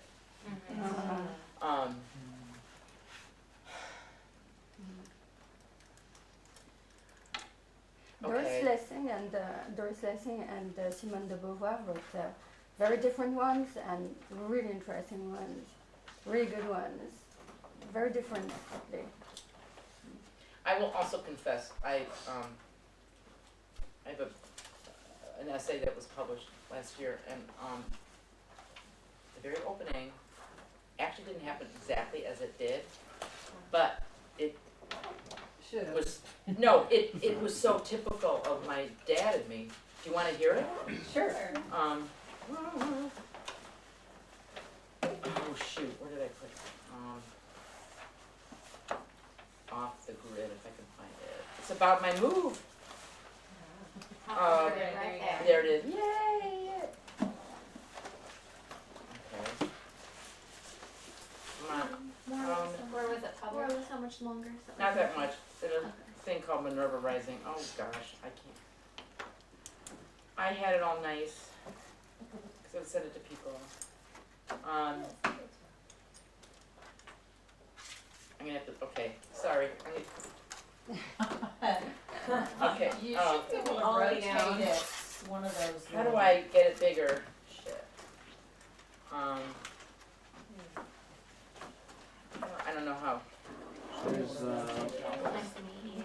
Fun for your writing. Wait a minute. This is almost. Let me just get it bigger. Oh. There we go. Okay, that's good. I just to read this out loud. Yeah, I figured it out. It's got this, and I'm like, what is this? Okay, that's fine. I'm just going to read this out loud just to tell you. So this is a confession. We had our rituals, my father and I, and one of them was to watch White Sox games while we talked on the phone. This way we weren't alone in our misery as we endured the mishaps on the field. Baseball for my father was a vehicle for those for time travel back and forth through the decades. The current players were proxies for their predecessors. The particular game, an open spigot for his memories to flow. Baseball turned his past into a shimmering evergreen, like the playing field itself. In late June on a Sunday afternoon, we were watching an old-timers game when I blurted out, "How come you've never taken us to Garfield Park?" That's where he grew up, in a neighborhood in Chicago. Okay, now, I'll tell you. My dad and I were complete baseball fanatics. We would sometimes do that. But I asked him on a Sunday, "How come you never took us to Garfield Park?" It wasn't seeing an old-timers game that precipitated it. But I needed a narrative thing. That doesn't make it fiction, does it? Well, I'm just saying, it didn't happen exactly Right. like It's like that. dramatized. Huh? It's like dramatized. Well, but it didn't happen, we weren't watching an old-timers game. When I asked him about Garfield Park, It was a composite experience. it was a instead of composite experience, yeah. exactly. Yeah. And I needed to do that in order to, because he goes, "No, it's a slum now, I ain't going there," you know, he said something pretty rude. You know, it's like in the old Jewish area, and then and the Blockbusters came in, and they all left, and this, you know, became a black neighborhood, and he won't go back there, and I'm like, and then the very next day, the ironic thing, this is what I talk about, because it's my way to talk about Chicago, how much I loved it. These 3 women came knocking on our door. It was on a boarding school in a fancy, fancy suburb. Their car broke down. They're in the boarding school campus. They're knocking on all our doors. I'm the only one that answered it. Where do you guys live? Garfield Park. The very next day. So we ended up driving them. They were like angels from the sky that came and allowed me to connect with my dad's roots when he had just the very day before refused. So I needed a hook to render that experience. I just didn't want to, so that's what I did. But that's not a memoir, was it? It's an essay. Okay. It's a true life thing. But sometimes people remember things not exactly as it is. You ask. Well, that's a whole other topic. So yeah, it's like just bending a little bit. But yeah, I mean, I just wanted to. So. It's true, right? Do you feel cleansed from your confession? No, don't hold it against me.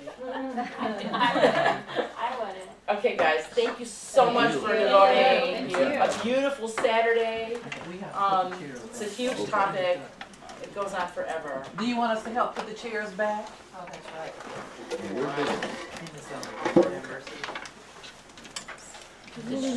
I hope it was helpful. My mind is swimming. I only wish I had more weekend. You're a great class, very talkative. I'm good. Sound like you're airing that. We're done. In that room down there. This one? Yeah, I'll have to think about all the stuff that we basically got. Survive. Feel better. You don't sound sick at all. You sound Oh, I feel like, I know, I've had catarrh. Do you want us to put these back? Oh wait, where's Laura? Yeah, don't worry about Oh, it. okay. Oh, she left. She doesn't doesn't want want I guess. For you guys, did you guys I'm gonna want tell her to on keep up her Saturday, work. or do you guys prefer Sundays? Yes, please. I like Saturday. I prefer Saturdays too. A lot of people. I know you want to do it alone, but. Great, great, thank you. I'm glad you enjoyed it. 3 hours goes by quick. Gosh, it does. Thank you so much. Not yet. Hi, Austin. Are you still writing? Yeah. Okay. Yeah, I didn't stop after the class. Okay, good. I'm in the intermediate. Oh, you played? Yeah, right now that's one. Thank you. You're welcome. How's that? It's good. Oh, sorry. There's some in there that are really good. Uh-huh. So it's like the conflict, small fish. How is it compared to in terms of teaching style and stuff? I think, well, the main difference is that the intermediate one like focuses more on like